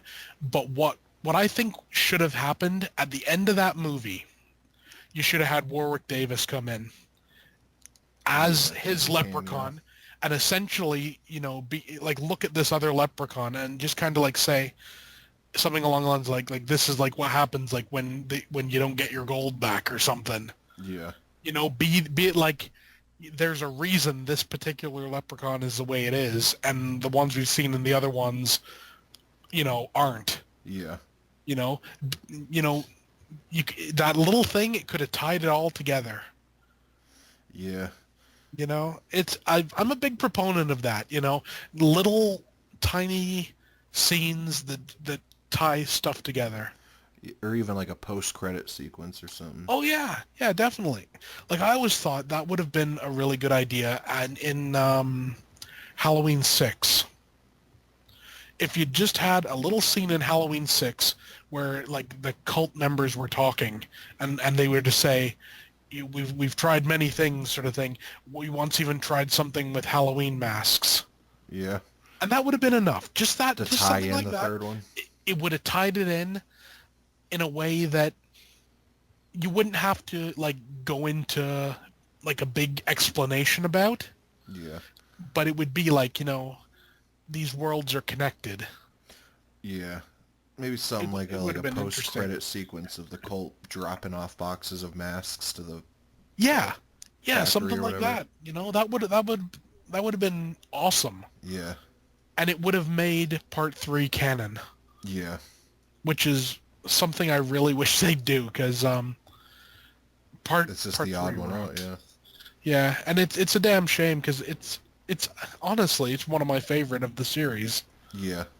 You know. When I do watch the Halloween franchise, Hmm. because I watch it every Halloween, Yeah, I don't watch the third one with it. I know it's it's out of it. It's something completely separate. Yeah. You know, and then again, if you're watching about Michael Myers, you kind of want to stay with Yeah. Michael Myers, don't you? Yeah, continue that story. Since Yeah, I mean, I personally, I don't like 4 and 5. I think they're okay, but they're kind of on the lower end. You know. Yeah. I equate 4 and 5 kind of to like Friday the 13th, 6 and 7. Yeah. Where You know, they're kind of their own separate yeah, story. they're different from what's been before and everything, but they're still officially in it, kind of. Yeah. No, I know exactly what you mean. Yeah. And, they're okay, you know, Yeah. but 6 is my second favorite in the whole Halloween franchise. do you like the producer's cut or do you like the theatrical? I like both of them for separate reasons. I Yeah. wish I could make my own cut. Yeah. Yeah. Well, I tell you what, there's a lot of movies I'd like to make a cut of. Although one thing though, with the end of Halloween 6, it just feels so studio. Is with that the syringe and everything. It just Yeah. it felt like it was being filmed at like Halloween Horror Nights or something like that, Yeah. I don't know. Almost like Bane from Batman and Robin. Yeah. Yeah. Yeah, definitely. I know what you mean there. Yeah. Oh, yeah. There's some interesting stuff. There really is, Yeah. and many and varied things. Yeah. Yeah. Well, since we're kind of done with the Pumpkinheads and we're talking about Halloween here, let's end this Yeah. podcast on a John Carpenter note. Did you Okay. hear his idea of coming out with a show, an anthology show called I've Tales heard of Halloween? I've heard very like basic things. I just heard he's planning he'd like to do a show. Yeah, he wants to do his original idea for the Halloween series. I want to see that. Yeah, I do too, man. I'm real stoked about it. People need to give him money, like now. Yeah. I mean, Yeah. dude, they they put out all these different horror shows, The Exorcist, The Omen, all this stuff. There's not a single good horror anthology show. No, there isn't. And And don't consider all I can Halloween, think, or I don't consider American Horror Story anthology, but I want one where every episode is something different. yeah, well, kind of like what they did with Masters of Horror back in the day. Ooh, I love that show. I thought it was they had some really solid episodes Yeah. and some real stinkers. Oh yeah, I definitely. tell you what though, John Carpenter's Cigarette Burns Burns. Yep, that was gonna be the was exact one. beautiful. I know. I love that for the very simple reason. I remember watching it with the commentary track on the DVD of it, and he's talking about you know, like the that he had a chance to see a snuff film when he was like in film school, and he chose not to go. And thinking about that, how much do you want to bet that was a fake snuff film? That he had the offer to see. Yeah, Oh, I'm sure it was. I've come to the conclusion they don't exist. I mean, they have to, man. I'm sure someone out there is filmed. Well, that's the thing, people film murders all the time and everything, but I think, like when you think of snuff film, you think of like something made purely for profit. Yeah, just sell, like, so, well, Yeah, it's like we'll get this guy, we'll kill him and film it, and that's the profit. We'll make profit off of it. I seem to think 99% of the stuff which you'd consider like snuff is like political, like assassinations and stuff like that. like the hanging of Osama bin Laden and stuff. Or... Yeah, stuff like that. And honestly, that's not snuff. Yeah. And No, I think it does exist, man. I mean, you've heard of the deep web, right? oh yeah, I've heard of the deep Well, web. there's a lot of stuff like if whatever you like. I heard there's sites where if you want to see, I mean, if you want to see some, like I heard there was a site where like some lady would stomp on like animal, like dogs and cat heads with her high heels and stuff. I've heard about that. I don't get it. Yeah, me too. I mean, I You consider know? that snuff kind of. I mean, you're watching Yeah, death yeah, for the enjoyment. that's true. Yeah, yeah. I don't know. I don't think there's ever. I don't think they're ever gonna prove that snuff exists. No, no. Because it's so underground if it does. Yeah, And I mean, and let's be honest. it would never be legally allowed to be released or anything like Oh that. no. And let's be honest. You can see worse on the news. Hmm. Let's be like in today's world with some of the stuff that goes on today. You know, and you just go online, just normal websites, and you see some crazy ass shit. Oh yeah. Yeah, I remember a bit back I was reading. I think it was in might have been in Rue Morgue magazine. It was some guy had he'd called the police and he says, "I think my girlfriend's dying." So they come around, and she was dead all right. He'd hollowed her out For what? just because he could. He Wow. didn't even know why he'd done it. He'd cut her open, pulled everything out, and was like playing with her insides. And it's like, Wow. I I'm assuming some sort of hard drug was involved there, Yeah. because that's not something normal people do. Last time I checked, Yeah. That's crazy. it is, but as for actual snuff, I don't know. Yeah. I don't know. I mean, I enjoy the fake ones, but Oh yeah, definitely. I think I'm sure it's really out there, but I don't think it's being, video cassettes being traded in back alleyways. I don't think that. No. It's one of those strange things. It's a unique like idea, especially when you put it into like movies and everything. Like 8mm Yeah. is a great movie.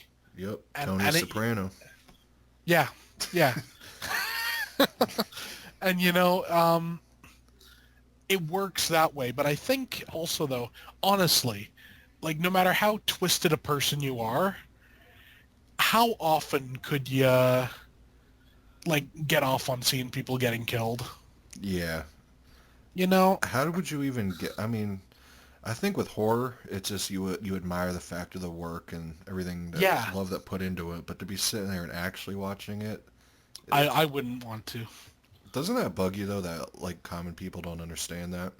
Yeah, that pisses me off to no end. Like if you're wearing a Reanimator shirt, people think you're disturbed and everything. It's like, Oh yeah, yeah. Well, I always remember I read somewhere about this. It was someone did he was giving an example of the satanic religion, yeah, the actual like Church of Satan, Yeah. and then they're going on these like people are coming up to him because he's like wearing like the Baphomet pendant, and they're like you worship the devil or whatever, and he's like, But it's not, worship it's yourself.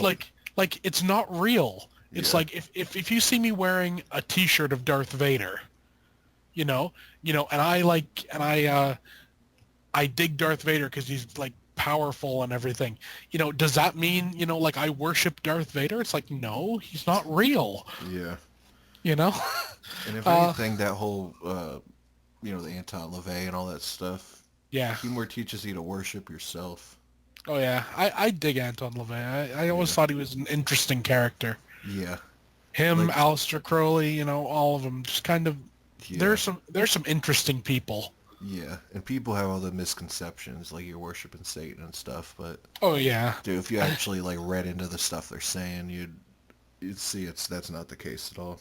Yeah, and it's funny, and it's the same with horror. People just don't get it. Yeah. you know and the thing is, a lot of the time, if they were to sit down and actually watch a good horror movie, they'd get it. Yeah. you And you know know what baffles me, man, is these people that, talk down on horror and all that stuff, but then they'll go yeah. sit down and watch, Meet the Kardashians and all Oh, that stuff. It's like, are you for real? Like, we're actually I watching know. something that takes talent, love, all this stuff, and you'd rather watch, some dumb stuff like that, yeah, I can't even Yeah, get started on it, man. I was thinking once, how to describe to someone about horror and like why you like it and everything, and the conclusion I came to is this. Community. Yeah, that, and in the world you have three primal emotions. Yeah. You got fear, you got like willpower, and you got like love. That's pretty much it. you know Yep. Other stuff are offshoots. And fear is a very powerful emotion. Oh, yeah. And if you can, like, experience it in a safe environment, Yeah. it's a very cathartic thing. Yeah, man. You I'm know, like a it junkie really for it. I does. love being scared, man. Oh yeah, I've honestly, in the last probably 10 years, I've probably only seen maybe two or three genuinely scary movies. What were they? You know, uh, well, Martyrs, Oh, man, yeah. Frozen. Frozen. Oh, you're talking about Not, like you're talking real fear, man. Not yeah, no yeah, ghosts. These are all like real yeah. stuff. Frozen genuinely terrified me. And Yeah. I'm not talking about the Disney one. That one terrifies me for a whole other reason. Yeah. Yeah, Frozen, Martyrs, and probably, oh, I'm probably something like, like The Conjuring. Yeah. You know, those three, and for very different reasons. Yeah. No, You it's know. it's rare for me to get real creeped out too. One that I watched that stuck with me, I watched it like 2.5 years ago, is that Mhm. Lovely Molly by Eduardo Oh Sanchez. yeah, yeah, yeah. Have you That seen that that? that that's a great movie. At the ending when you see the goat-headed dude come out and just I know. embrace her, man, that thing was creepy. What was awesome about that, I think, was the fact it didn't really show anything until right the end. Oh, I know. I'm right for the entire time. You're like, is this all in her head? Well, yeah, and then you have the whole thing with the dad raping him and everything, and you didn't Yeah. know what was going on. I No. still say to this day, Eduardo Sanchez is really underrated as a director. Definitely underrated. Yeah, He did, what's it called? Didn't he? Seventh Moon. I didn't see that, but I heard it was not good, but I do want to see it. I really enjoyed it. If you like Asian horror films, you're gonna like Seventh Moon. Really? Yeah, it takes place like on that like month of the dead or whatever that they have in China or whatever. Oh, okay. It's honestly really interesting. Yeah. You know, He did that and Exists too. yeah, I've heard that's really good. I have too, but I can't stand Bigfoot movies. There are few and far between to find Yeah. a good Bigfoot movie. What's it called is a good one. The one by Bobcat Goldthwait. Oh yeah, Willow something, Willow Creek or Willow something. Creek. Yeah, I picked that up actually used for about $4 on Blu-ray, Really? and it was a complete blind buy, and I thoroughly enjoyed it. Yeah, and the fact that You know? Bobcat Goldthwait's doing it. I know. I mean, and the thing is, you think Bobcat Goldthwait, you don't think, you know, Bigfoot movie, but You just you think know, annoying voice. yeah. But it was pretty good. I got to admit, Yeah. I haven't yeah, checked it out, but I do have it. it's worth the watch Yeah. at the very least. Tell me, have you seen Tank 432? No. You see, I reviewed that a bit back on my channel, and honestly, of all my videos, it has the most views, this particular one. I was And looking at your of videos. That thing almost had yeah, 10,000 views. I know it's crazy. And the thing is, if you read the comments, 90% of people absolutely hate it. I've never even heard of the movie. What? It's a British movie, Yeah. and there's these people that come out of this hole. You don't know where it is, but they're soldiers, and they have to rescue some people. So they go and they find like some headless corpses or whatever, and then they find like the people they have to rescue slash kidnap, one or Yeah. the other. It never really makes it clear which it is, and then they're being like hunted by stuff, so they hide in this old tank, Oh. and weird stuff happens. Um, I really enjoyed it, but there is so much hate for that movie. I don't get it, Yeah. because the fact of the matter is it's something new. It's not your typical thing. It's something. Well, let's put it this way. Usually you have to watch it more than once, Yeah. because you have to think about it and everything, and you know but a lot of people really don't like it. I don't get it personally, but that's the great thing about movies, right? Not everyone has to agree. Yeah. you know What did you do to get that many people to see it? Or was that I totally I have unanticipated and that just... was completely unanticipated. I'm usually around like 20, 30 views perhaps per Yeah. video. you know um but that one, I think it's just people heard about it, heard about the movie, thought it was like, I'll see what people are saying about it, and they just seem to have gone kind of crazy on that one. I really don't know why. Have you checked to Yeah. see if there's a lot of other reviews of that on there? I've never noticed any. That may be the reason. It could be. I mean, I know that's something I have noticed. If you do something kind of unique, it tends to get a good amount of views. I Yeah. mean, Well, one before thing... that one, I unboxed uh, Battles Without Honor and Humanity, the box set. Oh, yeah. And I put an unboxing of that out, and that got quite a few views.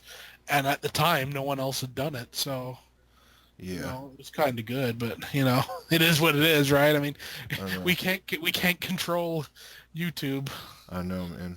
as It's much weird. as we'd like to. I know. I look at all my layout of videos, man, and it's like the reviews of movies that are really good, like Yeah, Tales from the Hood and stuff like that. It's yeah, I just started not too long ago, so I'll probably get like 15, 20 right now per yeah, video, dude. But like something like The Black Coat's Daughter that just came out, in one day there was like 30 views, and I'm like, yeah. so I think what it is I don't know, like a lot of people I think want to see reviews of new movies. Oh yeah, But the definitely. thing is, I don't want to turn into a person who does reviews just to, you know, Yeah, to get just people to watch it. Like I want to review stuff that I actually like, but yeah. I mean, it's That's like, one thing I always try to do with my reviews. Whenever I review something, I try to find the good in it. yeah, Very rarely do I ever have a review that's like completely bad. yeah, With the exception of the Toolbox Murders 2 and My Red Guts. oh yeah, With the exception of those two, pretty much everything I've reviewed has been in a positive light. My thought process has always been, if you're coming to hear about like a movie that I'm reviewing, yeah, you know, I'm not gonna lie to you. yeah, I'm not gonna like say this was a great movie. I really enjoyed it when I didn't. yeah, But that being said, I'm not gonna. I don't think I'm gonna like put up something that I absolutely despised unless there's a reason to put it up. yeah, Like I did the review for Toolbox Murders 2 mainly just because like I'd spent $30 or whatever on that, and I didn't want anyone else to get to like pay that and then be as discouraged as I was. Yeah. You know? When you said you were picking up My Red Guts and Yeah, what's the other one? Tumbling Doll Flesh, yeah. I was like, oh man, like I hope it wasn't me that talked you into buying them. When you said I had been wanting to get these for a while, I was like, thank God, man, because Yeah, I don't.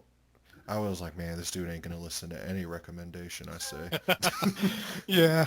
Well, they'd been on the back burner for quite a while, Yeah, and then I saw your review of them, and I thought to myself, you know, it they've given him enough of a reaction. yeah, They weren't just some meh, not even going to bother reviewing them. yeah.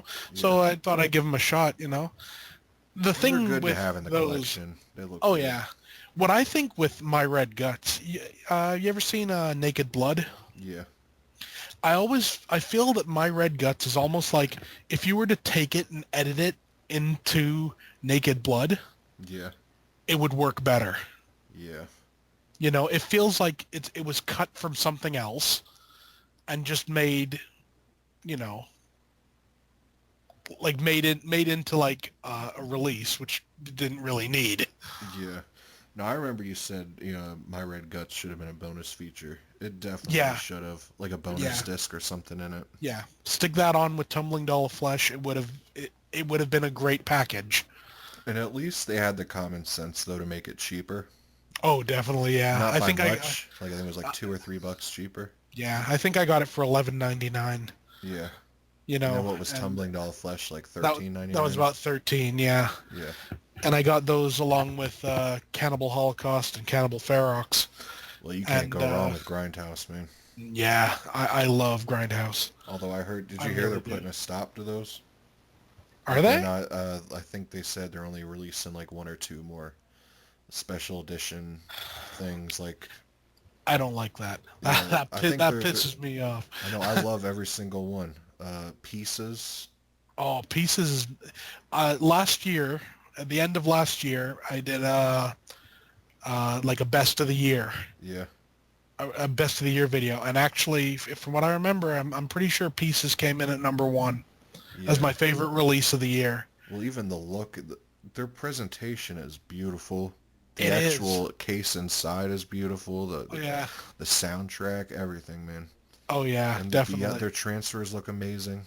They do. And if you Oh. notice too, with that I Drink Your Blood, remember it Mhm. included I Eat Your Flesh, and it included another movie and all that. Yeah. They're top of That the line. that definitely is good stuff when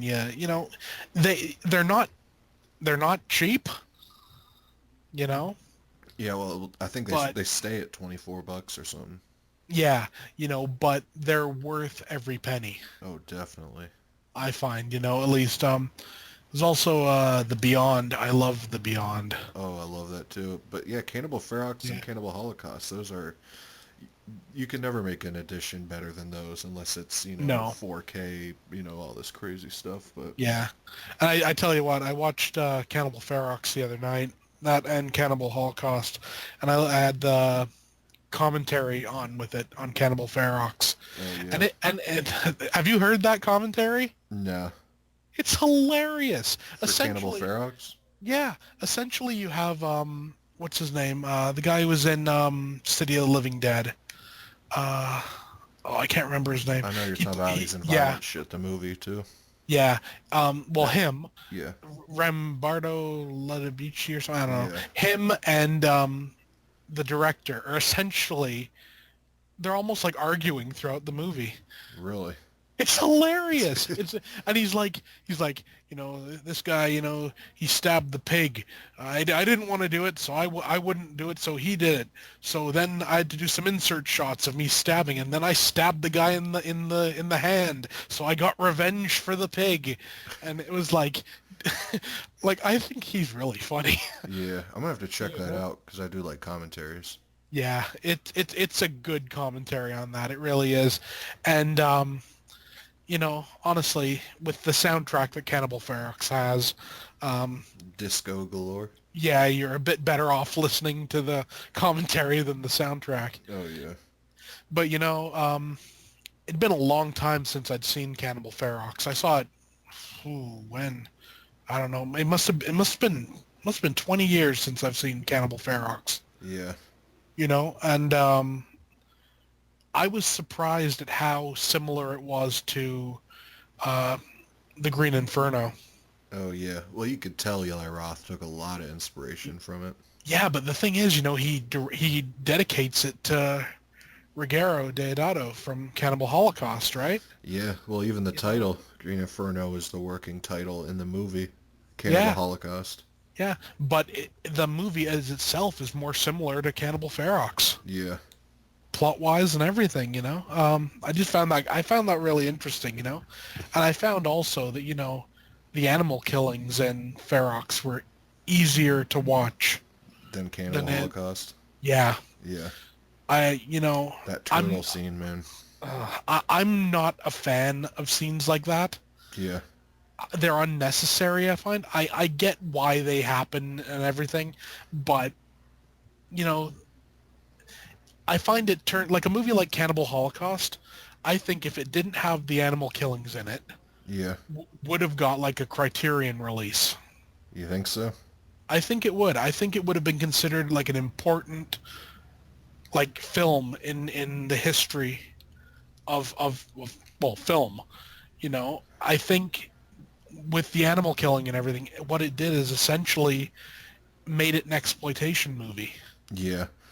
But the You thing know, is, I mean, you are in the jungle, so I mean, they that's do true. do stuff like that. So it Yeah, kind of borders that line. Where do you consider it a documentary or what? yeah, it's the sort of thing, and I guess also maybe in Ferox, like most of the animal killing in Ferox is done by like the actual like native people, Yeah. I think whereas that's in probably why they're allowed to release it like that. But I'm sure probably there's yeah, some kind of loophole to where documentaries and stuff. could be Because like I was telling you, Roscoe the Embalmer, he's cutting up real bodies and all that. yeah, And you know, you wouldn't be able to release a movie like that, but I think if you classify it as a documentary, you could release whatever you want. yeah. Well, of course there is that movie. What's it called? It was on like those. Uh, I don't know if it was Ghost House Presents or whatever, or Movies to Die For or something. Oh yeah. There's one of those that used actual cadavers in it. Oh really? Yeah, I can't remember what one it was. It was something about a morgue or something. I don't know, but I remember that was like its big selling point. Like actual cadavers were used in this movie. I don't Oh know that. I don't know. yeah, I'm gonna have to check that out.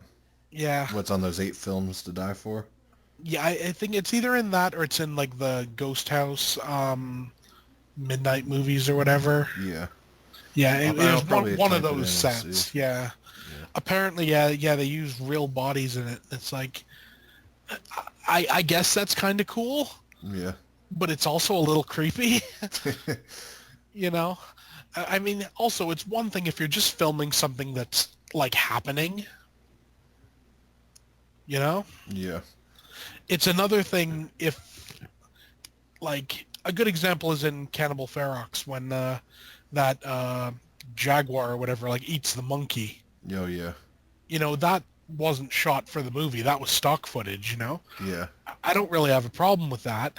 You know, But you'd have a the problem with them throwing a monkey into a tiger cage or whatever?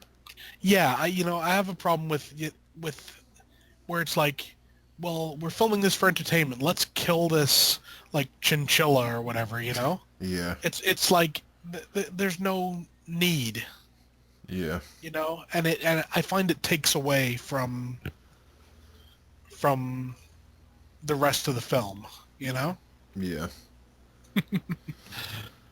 Yeah. So we're going to end the podcast at we don't support animal killings, but we support real dead bodies in our films. There we go. That's the way to go about it. But I'm Corey's Crypt. I'm here with BDG Reviews. We'll Yep. see you next week with the Maniacs. Yep. See ya.